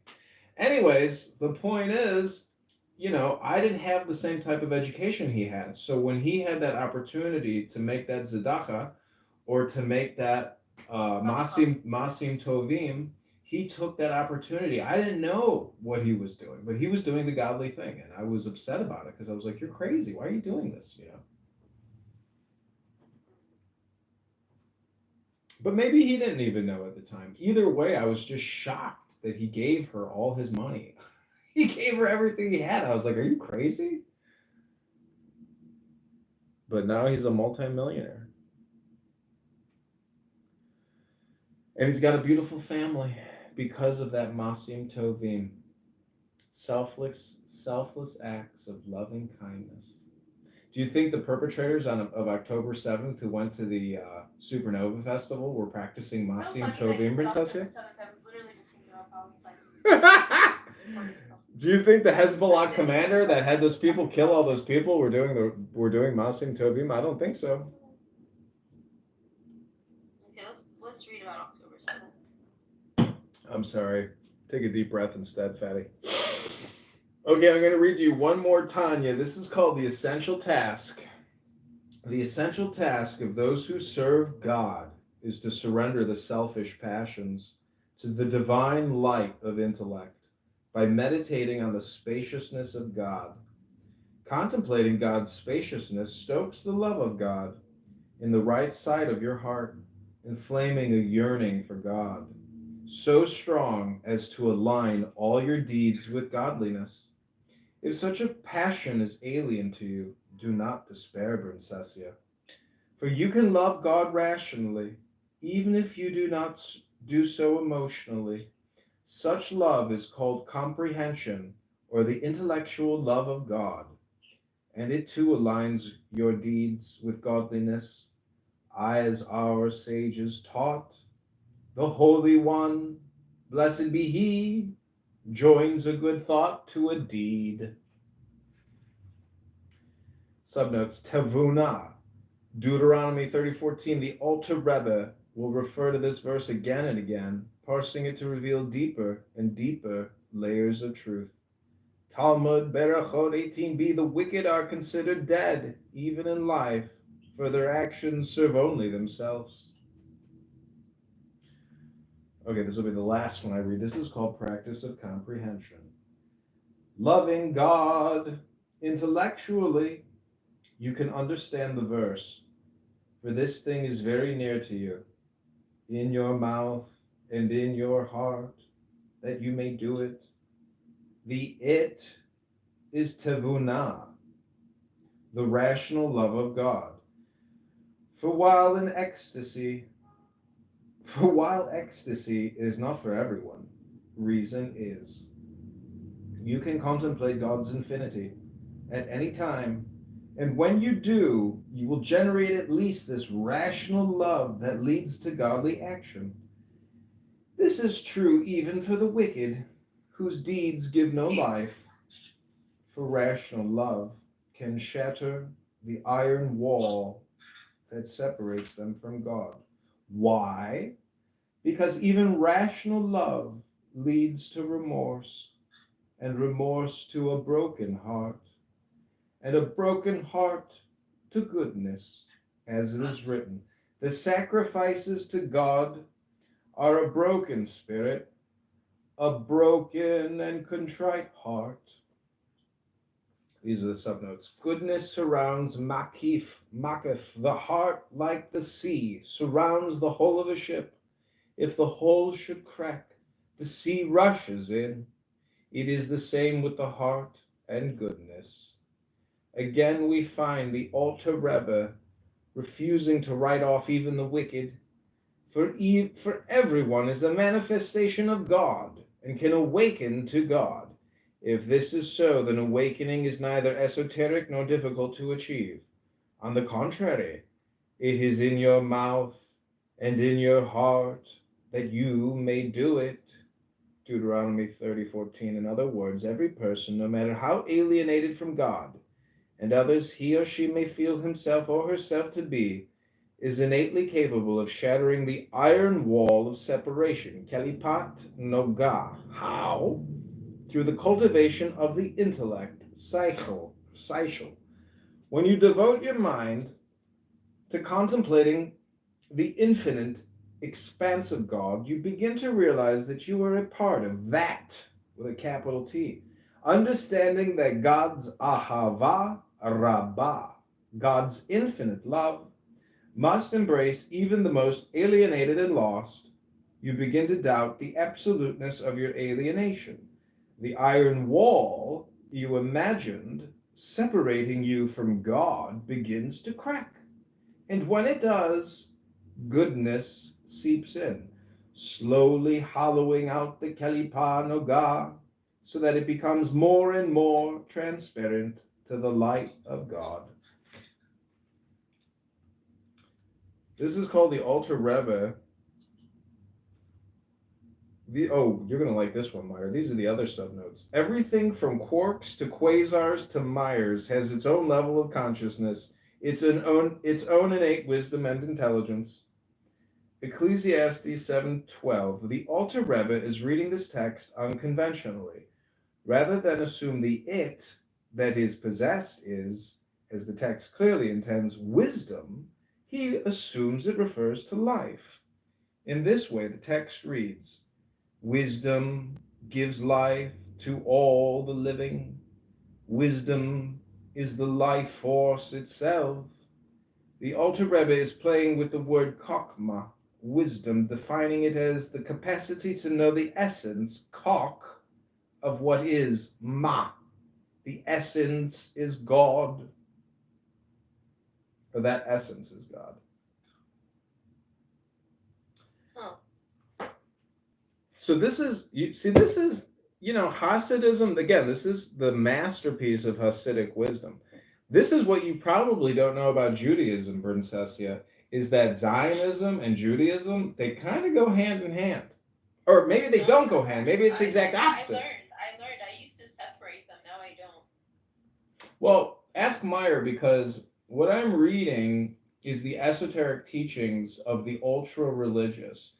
The ultra religious, in my opinion, spend most of their time dealing with the technical aspects of Judaism, which is a 365-day-a-year program, 24 hours a day, based off of our clocks and calendars. Now, the point is, what is that one Orthodox group that is anti-Zionist? What are those guys called again? The 13th time, I've heard it, something like that. No, the The Notori Kartai. The point is, there was this Notori Kartai guy here in Chicago during the Democratic National Convention, and they are anti-war, anti-regime change, anti this, anti that. My point is, this stuff is you should use, like, I use this book as a psychotherapeutic tool to basically do unity work, or what you could call duality work, which is really essentially just therapy, which is psychology, which is the study of God or philosophy. So, that's why I say you're a radical, Brincesia, because you don't appreciate the law, you don't know the law, you don't respect the law, and really, October 7th was a horrific violation of the law. And as a result, the law, the hammer of justice came down hard on the other side of the fence. It's a very tragic event. I don't know what to tell you, but in the now, if you want to do charity work for whatever your cause is, you can do charity work or you can do propaganda work. You can either try to do good, or you can lie to yourself and think you're doing good, when you're really doing bad. And in my opinion, you're doing bad on this app. And, so take the deepest breath of the day, count to 10, let it go and say, I am good, or alles ist Gott.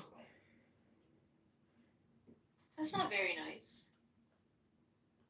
He Oh, said some very nasty things about the Palestinians. well, You're saying what's happening to them is the hand of justice. That's completely oh, you didn't hear about this thing called the Supernova Festival? insane. You're insane. Okay.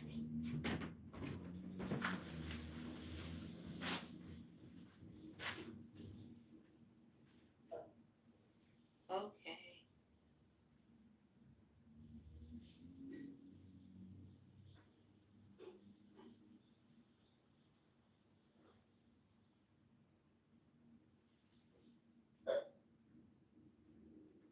Let's start watching The Godfather Part 2.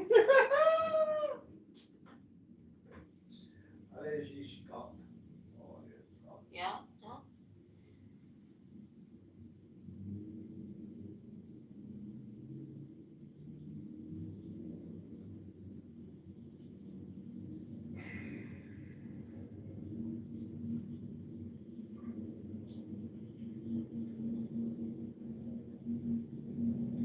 What's your new YouTube that others have that they're watching?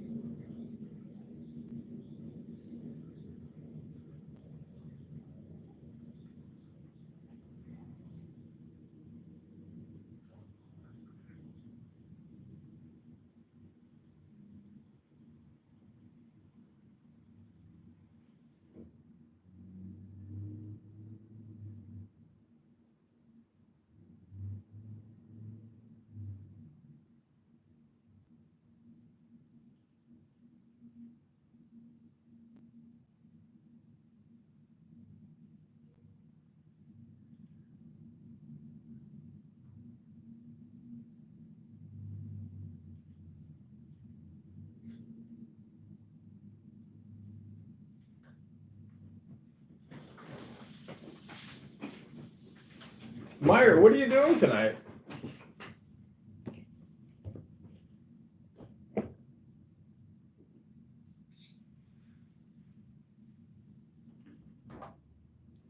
trying to decide whether, oh shoot, sleep chat. You know what I just put on? You won't believe it, but somebody from Israel, from Clown House, sent me these cannabis terpene, like, roller things. And one of them is called Joyful. So I just put Joyful all over my arms, and now I smell like oil. It smells pretty good. But I'm wondering if I go to the gym tonight, do you think the new oil smell I have is going to make the women's heads turn in the way that Diego's dandruff makes women's heads turn? Just dust it off, Diego. Dust, dust, dust it off. Shh, shh. I don't believe if you go to the gym, what? Never mind, fatty. I actually think I'm not going to go to the gym. I'm working out too hard. What was that, fatty? I said, I don't think I'm going to go to the gym. I'm working out too hard. Yeah, right, fatty. Straight up. Yeah, let's call my friend Paul. You can say hi to him. He lives in Beverly Hills. He's a rich Jew. Hello. Please state your name. He's a piece of shit. We'll try to connect you. Hey, Paul, I'm talking to Princessia, aka Noura Bandura. I wish I had a drink right now. Who are you calling? Beverly Hills Paul. Maybe your next husband. I think he wants to get. Hey, Paul! What's going on? Hello, Paul. What's up? Oh, we're talking to this hot Palestinian, this pro-Pali girl. She's like a Syrian. I'm pro-truth. But, She's pro-truth. You hear that, Paul? She believes in the truth. No, I don't think she speaks Farsi. She speaks Arabic, I think. No, not Persian. So Paul is Persian? Yeah, Paul's Persian. But he's a Persian Jew? Mm-hmm. Interesting. I know 2 Iranians. Or in Detroit? No. I don't think I sound like I'm from Michigan. No, in my state, Kentucky. One was this girl that I randomly saw at a Starbucks on campus, and she was like really cute. I was like, oh, you're so pretty. Where are you from? And she was like, oh, thank you. I'm from Iran. Anyways, Paul, what are you doing for Thanksgiving? My mom's house. Nice. Is your wife gonna bring? Wait, did your wife have the kid yet? No. How many more weeks? A long time. Oh, you know, it's impressive. You got a lot of successful people in your family. How do you know? Because of Instagram, I like started adding all the people that you're friends with. Oh my God, leave the guy alone. I was like, damn, another doctor. I was like, wow, these people really know how to scam the system.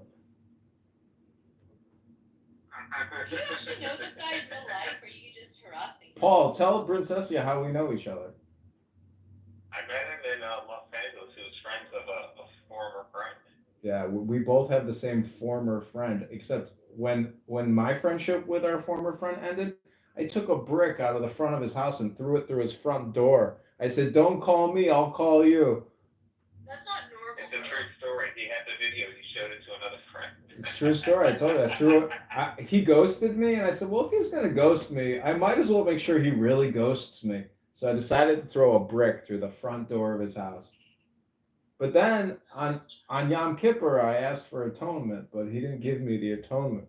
So he's got the, he's got the brick. He framed the brick. He framed the brick and put it up on his house. Is Joy a Jew or not a Jew? Because he denies being a Jew.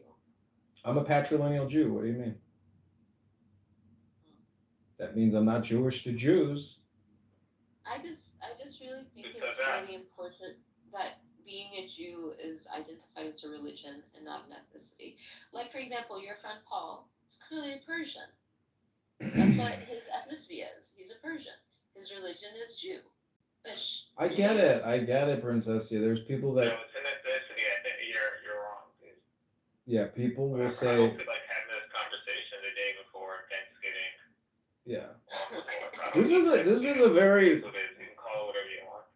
Yeah, I mean, listen, we get it. Listen, why can't all countries just be multi-ethnic? I mean, what's the problem with that? I don't understand. Why can't most political differences just be settled with a parliament?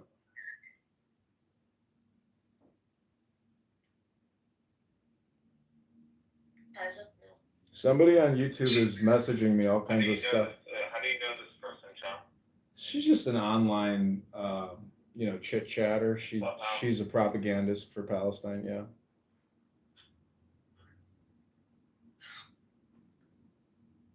She holds a lot of Jew hate rooms with this neo-Nazi piece of shit dandruff loser in San Diego Don't talk. named First of all, he has never Diego. been nice to you and Jewish people. He's not a neo-Nazi. Stop speaking bad about people. Well, you can go to my YouTube channel, Paul, and you decide. We just Paul watches all my. found out slanderous Padang. Paul watches my You don't even actually see my What's Facebook your Live. YouTube channel? I'll send it to you later. It's all Yeah, over he the doesn't place. want us to know. He's hiding it from us, but he's giving it to select few. See, people use my YouTube as an intelligence snooper, meaning that like all the shit that they miss, all the gossip, all the networking, all the noting, they're addicts. They Only use one person does that, and her name starts with A and ends with Y. Abby. There you go. Anyways, Paul, she's a hot chick, but she's as dumb as a bag of rocks. I'm not hot. She's lying. There's nothing hot about me. I'm normal. She's average. She claims she's just average, but she's a beautiful woman. But she is stupid. But she did read the Shin Shin Ming, which is a very advanced document on Japanese psychology. So she's not as dumb as she's. I like that quote. She's a beautiful woman, but she's stupid. You hear that, Paul? No. Anyways, just tell us some of the biggest fuck ups in your life, Princessia. Just tell us like a big mistake you made in your life. A big mistake I made in my life? Mm-hmm. That will be on YouTube forever. Let's think. Got 6 listeners. Probably skipping class in 8th grade to watch soap operas. Whoa, that's really stupid. That's like being a drug addict. Yeah, I was skipping like school, not classes, school to watch my soap operas. Were you fat? I've never been fat.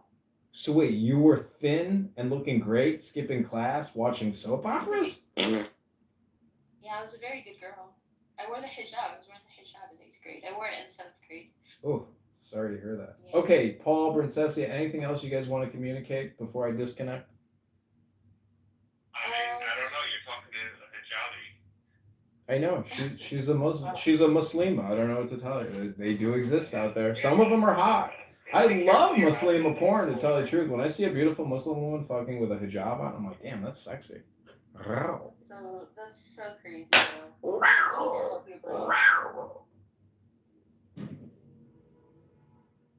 Paul hung up. Right. Your old friend doesn't want to hear you. Rightly so. I feel like I should call somebody, but let's see. Oh wait, we're gonna call Brittany. We're gonna add another Jew to this conversation. Because actually tonight's the biggest night of the year. Hey Brittany. Hey brother number 2. Hey Hi, sister. John. Hi sister number 2. Hi, how are you? Is that number 2 for poop? Brittany, you're talking How to. are you, Jen? I'm good. My friend Princessia is on the line. Noura. She's a Muslim, so be careful what you say. Oh, okay. No, I'm Catholic. Hi. Oh, she claims she's Catholic. Hi, Brittany. Hi, Brittany. Johnny cracked me up. Are we going to Emerald Island tonight? What are you doing? Yeah, I'd like to. Wishnick's gonna come by later. I gotta go pick my cousin up in the city and drive him back to his place in Rogers Park, and then Wishnick's gonna come over. So if he doesn't come out, I'll just meet you out myself. I'll just be him and then. Okay, sounds good. I'm going to the gym now, and then I'm gonna head to Edison Park. I'll be there. I got purple, so if you're out, I got. Oh, no. purple. You can smoke. No, I got weed, but I'll be at Emerald Island at 8ish. Okay, I probably won't be getting there until after 9. Will you still be there? Yeah, I'll be there. I'll be in Edison Park till probably like 11. Wait, are you gonna stream it? No, I don't take my Alright. phone with me anymore. Do you want me just to reach out to you when I get back into my area and then when day's over and I'll let you know when I'm leaving? Well, I will text you when I leave my house because when I go out now, I want to get away from my cell phone, so I don't actually bring my cell phone with me. But I'll bring the But book. you will be in Emerald Isle though? Yeah, I will, and I will bring the book with Okay. me. So I'll have the book in my car, and I'll give you the book. Okay, cool. And just so you know, I don't know if I told you, but I got my the T-Mobile, like they did it within like 10 seconds. The one at Northbrook, they're competent there, so. Cool. Okay, well, I will text you and talk to you later. Okay, Tell- sounds good. tell Dave I We're said gonna have to hi. call your sister because I talked to her earlier. Say bye to your friend, okay? Okay, take care. I'll talk to you soon. Bye, friend. Okay, bye. Okay, Bye. take care, bye. I'm gonna So- give her that Tanya book because she's a total stoner and she's never read the Tanya book. Oh, let's call Diego. Let's call Diego. We're calling Diego. Pick up, pick up, pick up, pick up. He's not gonna pick up. Oh yeah. Hey, yeah, he's not.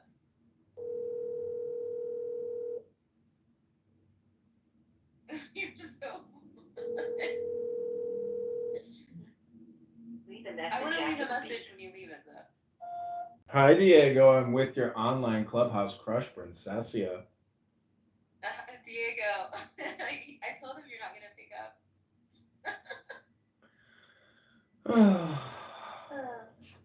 Take a deep breath.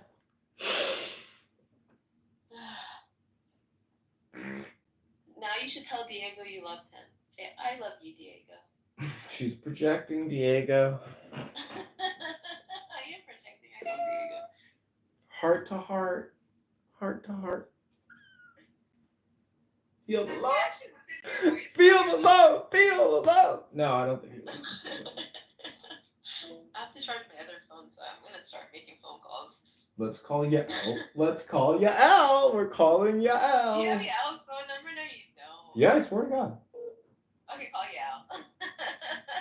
You have reached Emily Jones. After leaving a message, you can hang up What or is your press call? pound for more options. Emily Jones. Hi, Emily Jones. It's Nora Bendora Princessia and Edmund Dakin, aka Wait, Joy. Yael's real name is Emily? What? Emily Jones. You didn't know Emily Jones? Wait, are you saying Yael is Emily Jones? That Yeah. doesn't even make sense. Oh, Diego's calling us. Holy shit. No, he's not. Hi, Diego.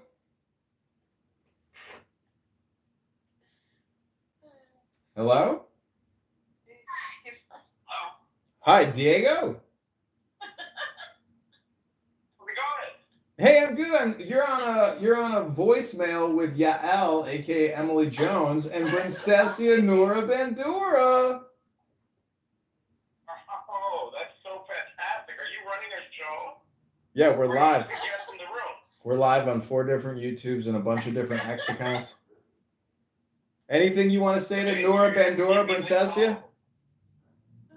I love you, and I want you to take care of yourself. Ooh, he's saying you're not taking care of yourself, fatty. He's projecting, actually.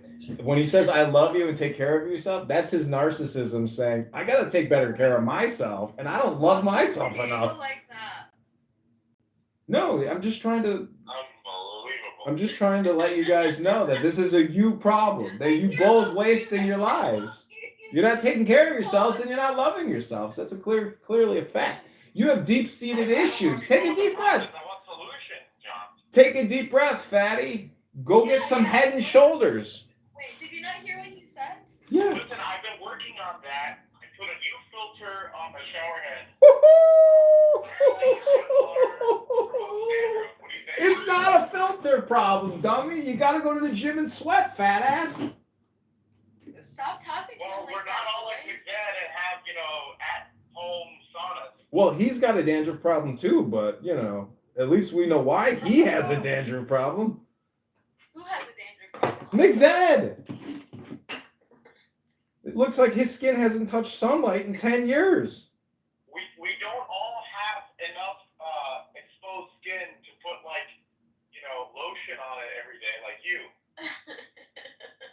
Oh, you don't take good care of yourself. I take much better care of myself. I can't bump my head like you can, like a bowling ball. You know what I mean? Listen, you don't aggressively use shampoo. I know you. I know what it's like to go bald. You don't aggressively use shampoo and conditioner because you don't want to lose your hair, fatty. You're like my uncle. Well, you don't have to shampoo every day, do you? My uncle's hair hasn't fallen out because he hasn't touched it in 30 years. That's the same problem you got. You think that's the trick? Because if that's the trick, I'm never shampooing again. You just don't move. You don't touch it. It's brutal. That I'll tell you. You know, women can smell. But Joy, Diego does not have dandruff. Like, why are Listen, you he's trying not to a sexy man. You can smell him. I smelled him at the gas station in the midst of all the fumes from the gasoline. I could smell it. Anyways, we don't need to go down this route. We're just calling to wish Ask her you. opinion, though. Ask her opinion. It Okay. smells amazing. Did you guys bang it out? Did you guys bang it out yet in Laguna No, we Beach? did not have sex, Joy. You didn't have sex? Of course not. Oh well, that's too bad. Sorry to hear that. But even if we did, Even if we did, tell. we wouldn't kiss and tell.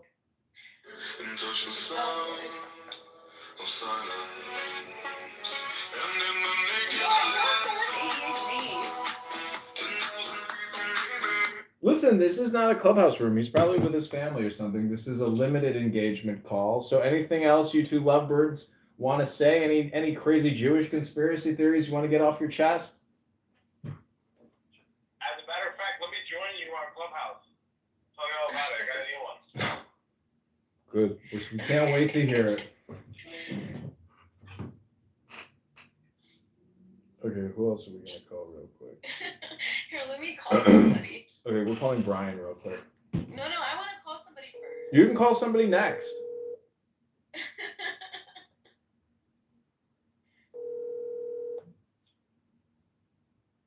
Happy Thanksgiving. Yes. You're on a recorded line with Noura Bandura Brincesia, the free pally girl in love with Diego, and we're just calling random people on Clown House, and we just wanted to wish you joy and happiness now. Or boy nine Shalala. For Boy Night Shalala. Who is that? This is Doc. Oh, Doc. Okay. Brian. Master of the universe. What are you doing tonight, Brian? I was literally just meditating about self before you interrupted, but now we're talking. Yeah. Well, they deleted my YouTube account. 4,500 videos gone. I guess in a way they freed me because I wasn't making any money from it, so it was just a catastrophic usage of time. Yeah, inshallah. That's what Brincesia says. Mm-hmm. You know, Brincesia, a doctor here, he battled many Muslims for many months. For many reasons. Oh my gosh. So Diego's here to tell you his conspiracy. Oh, wait, before he does, I want to read to you something very important. Above all, don't lie to yourself. The man who lies to himself and listens to his own lie comes to such a pass that he cannot distinguish the truth within him or around him, and so loses all respect for himself and for others. And having no respect, he ceases to love. And in order to occupy and distract himself without love, he gives way to passions and coarse pleasures and sinks to bestiality in his vices, all from continual lying to other men and to himself. The man who lies to himself can be more easily offended than anyone. My question is, what is a coarse pleasure? Is that like a hard pleasure? What is a hard pleasure? The man who lies to himself can be more easily offended than anyone. You know, it is sometimes very pleasant to take offense, isn't it?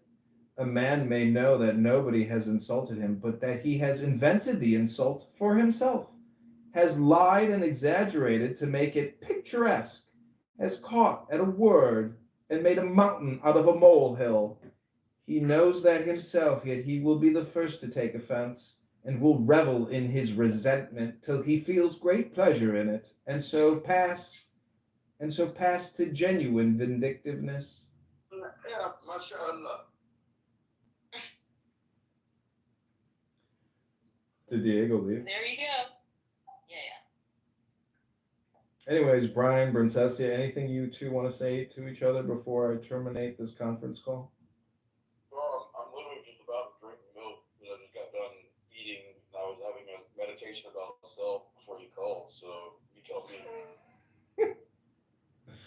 I'm, I can't follow Adrian Dittman. He blocked me.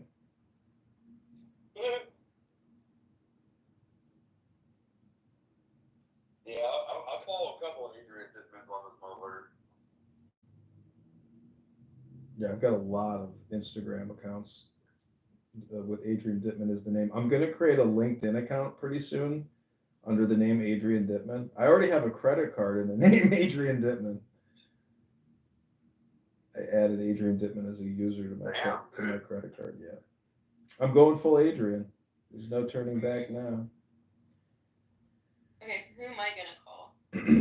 I don't know. Call a hot chick that we can flirt with. But you're putting this on YouTube, so I have to be mindful of who I'm gonna call. Oh, call somebody you don't like then. No, I don't talk to people I don't like. No. Yeah. Hey girl, I swear to Jesus, I can't leave no food laying around. That bitch. That's what Let's dogs listen do. to the other girl. I'm talking to my dog. Let's see. She has enough boundaries, when it comes to my food. Mm. She totally got my ham sandwich. That's the biggest Jewish dilemma going, is a free ham sandwich. Motherfucker. Let's listen to this room. Hey, I'm gonna tell you right now, it was a kosher ham sandwich. You observed evidence about the quantity of antidepressants that the population is taking, the division politically, the scandals, the hacking, where we see that woman sucking Galan's nipples, it just goes on and on and on and on, all these things. You start to see that the country is exhausted, despite no one actually having to do any physical effort, right? Because it's all done like from an armchair. They order drones to go and drop bombs, or they're Stupid. Okay, Brian. Have a happy Thanksgiving. Just calling to say hello. I'll talk to you soon. Sorry. Okay. Take care. Bye-bye. Okay, Princess. Yeah, I'm done. My session has come to an end. Why? We're streaming this room. I'm going to the gym, unfortunately. Let me just put it like this.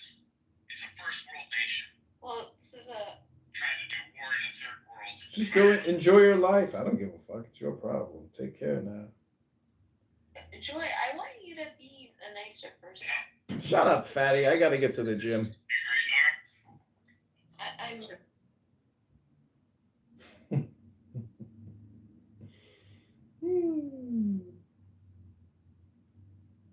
Actually speak.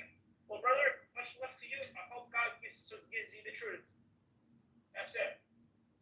You don't believe in God. Yeah. He doesn't seek oneness. He seeks multiple dicks. Yes. Prince is a Jew-hating, racist, terrorist faggot, and he is nothing but a murderous murderer who should be arrested by MI6, as well as the Swedish intelligence or the Denmarkian intelligence, and transported back to the battlelands of Syria or Lebanon or wherever he's going to meet the end. He's going to be brought home in a pine box, and his clubhouse reign will come to an end. Inshallah, Bismillah, Rahman Rahim, Alhamdulillah. Allahu Akbar. Allahu Akbar. Bismillah Rahman Rahim.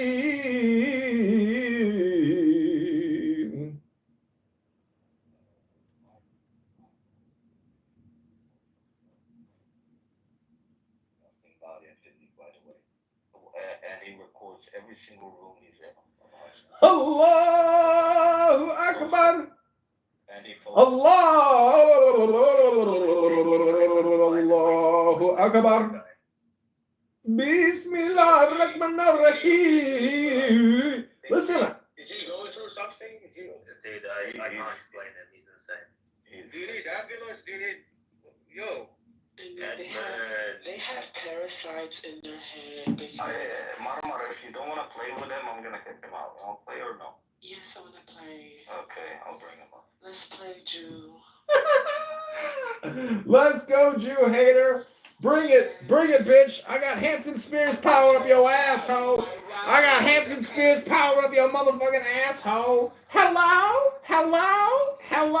I got Hampton Spears booty power, booty juice. Hampton Spears, give me free booty juice. I'm taking it up your ass, bitch. Hello? Prevent me from being whore. I'm Israel Chai. I live on interest. I live on people's darkness. I'm Israel Chai.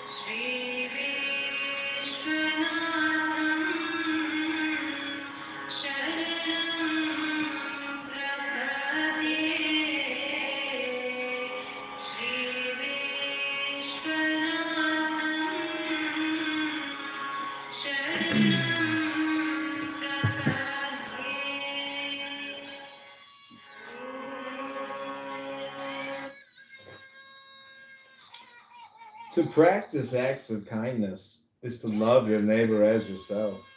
Loving your neighbor as yourself reveals the unity of neighbor and self. For no one is separate from another, and all beings are equal, having a single source in the one who is all. This explains Hillel's teaching. This is the entire Torah. The rest is commentary. Torah's sole purpose is to remove the veils of diversity, to reveal the divine unity, that you might then love the one by loving the many. The realization of God in, with, and as all things manifests as indescribable joy. Joy is not the same as happiness, and it is important that you do not mistake the two. Happiness comes and goes dependent upon the circumstances of the moment, but joy is a deeper sense of the sublime that is sustained regardless of circumstance. Okay, I can't take it anymore.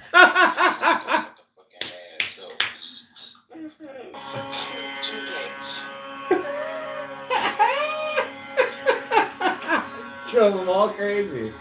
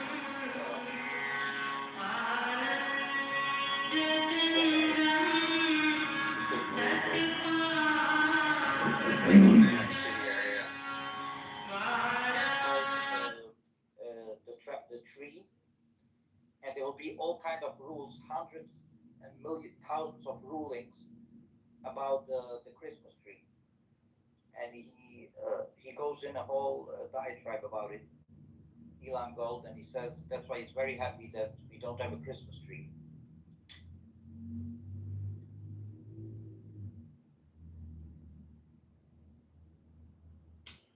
But you got the tree of life. Isn't the tree of life better than the Christmas tree?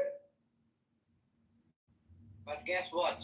After when I heard this whole comedy of Elon Gold, I was listening, and I said he just gave it away that he's not a real yeshiva boy.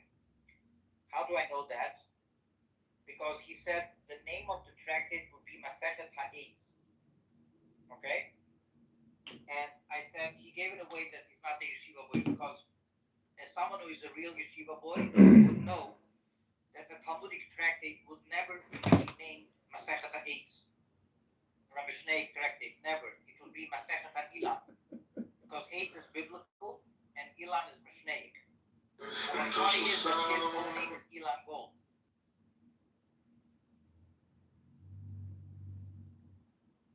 and touch the sound of silence. And in the naked light I saw 10,000 people, maybe.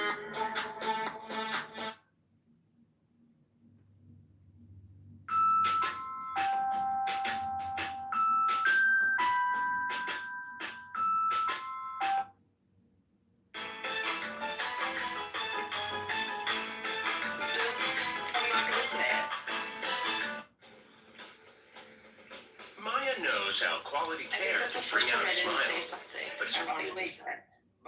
Kik, me and Lali are cousins in 1700 or 1800. Lali told me that she is a descendant of Elimelech or Susha, I don't remember, one of the two brothers. You're supposed to be my cousin. It's not a contradiction, but you can be a cousin of 1200, but it's closer when it's the 1700s or 1800s, right? So the question is, from what century are we cousins? Yes.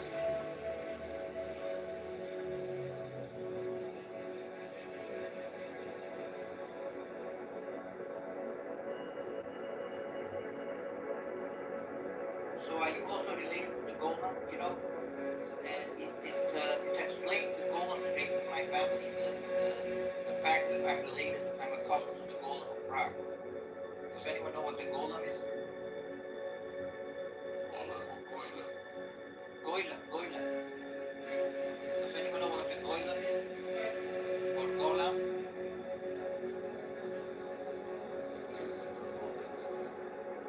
So Goylem is used as a slur, but the original meaning of Golem is a kind of a human from clay. When a saintly rabbi is creating a human being from clay that he can do everything besides talking. So, for example, the Golem of Prague is the most famous Golem, right? So, since the Maral of Prague was my uncle, that makes the Golem my cousin, and that explains the Golem traits in my family, or my own Golem trait.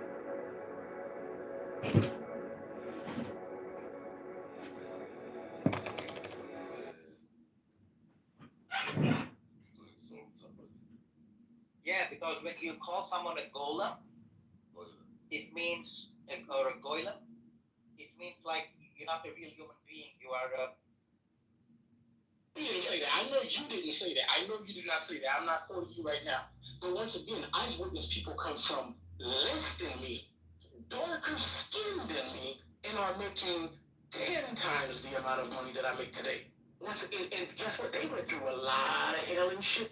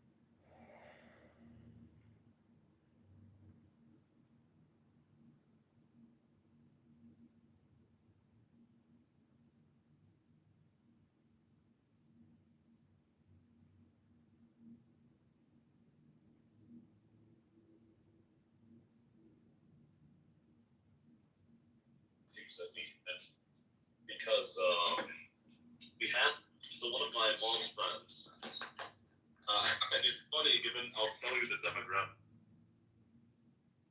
They kicked me. Republicans would likely have a winning woman as a candidate before the Democrats.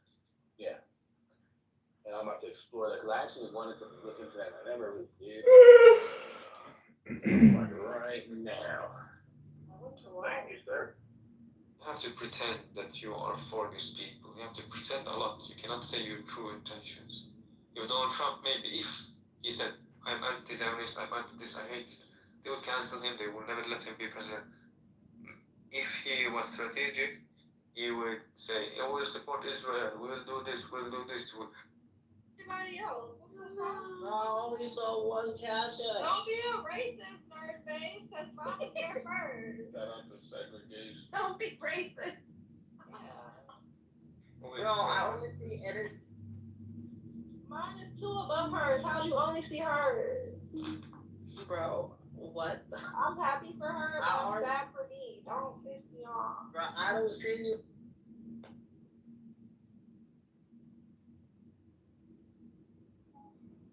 Am I just a placeholder until you find somebody who like you back?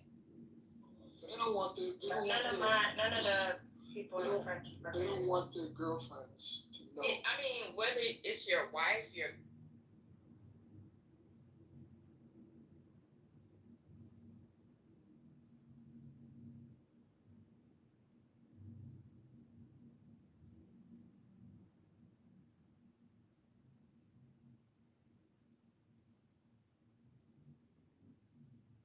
Okay, this room is called Eternal Infinite Joy.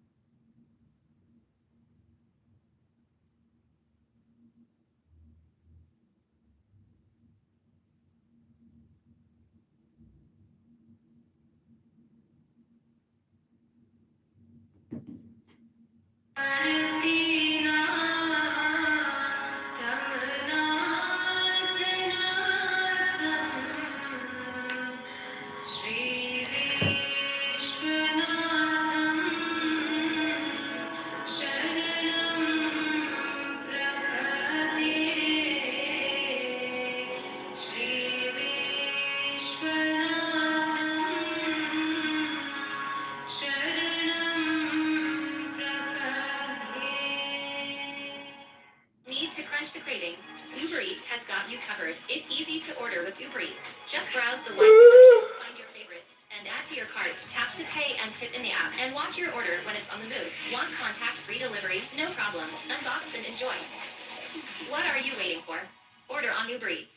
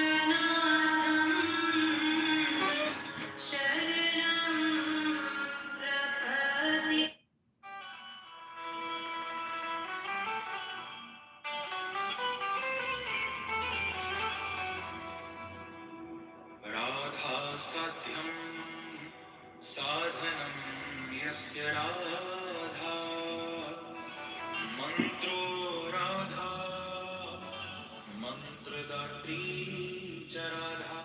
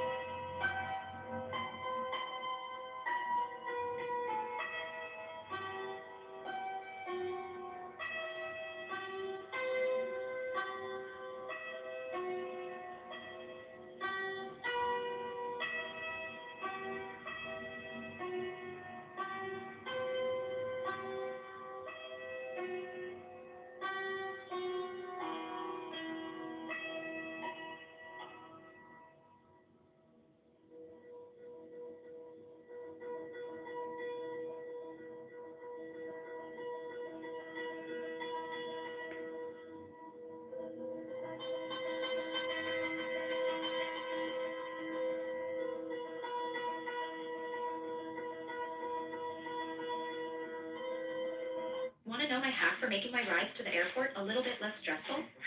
2 words, Uber Reserve. Request your ride to be there when you need it by scheduling through Uber Reserve.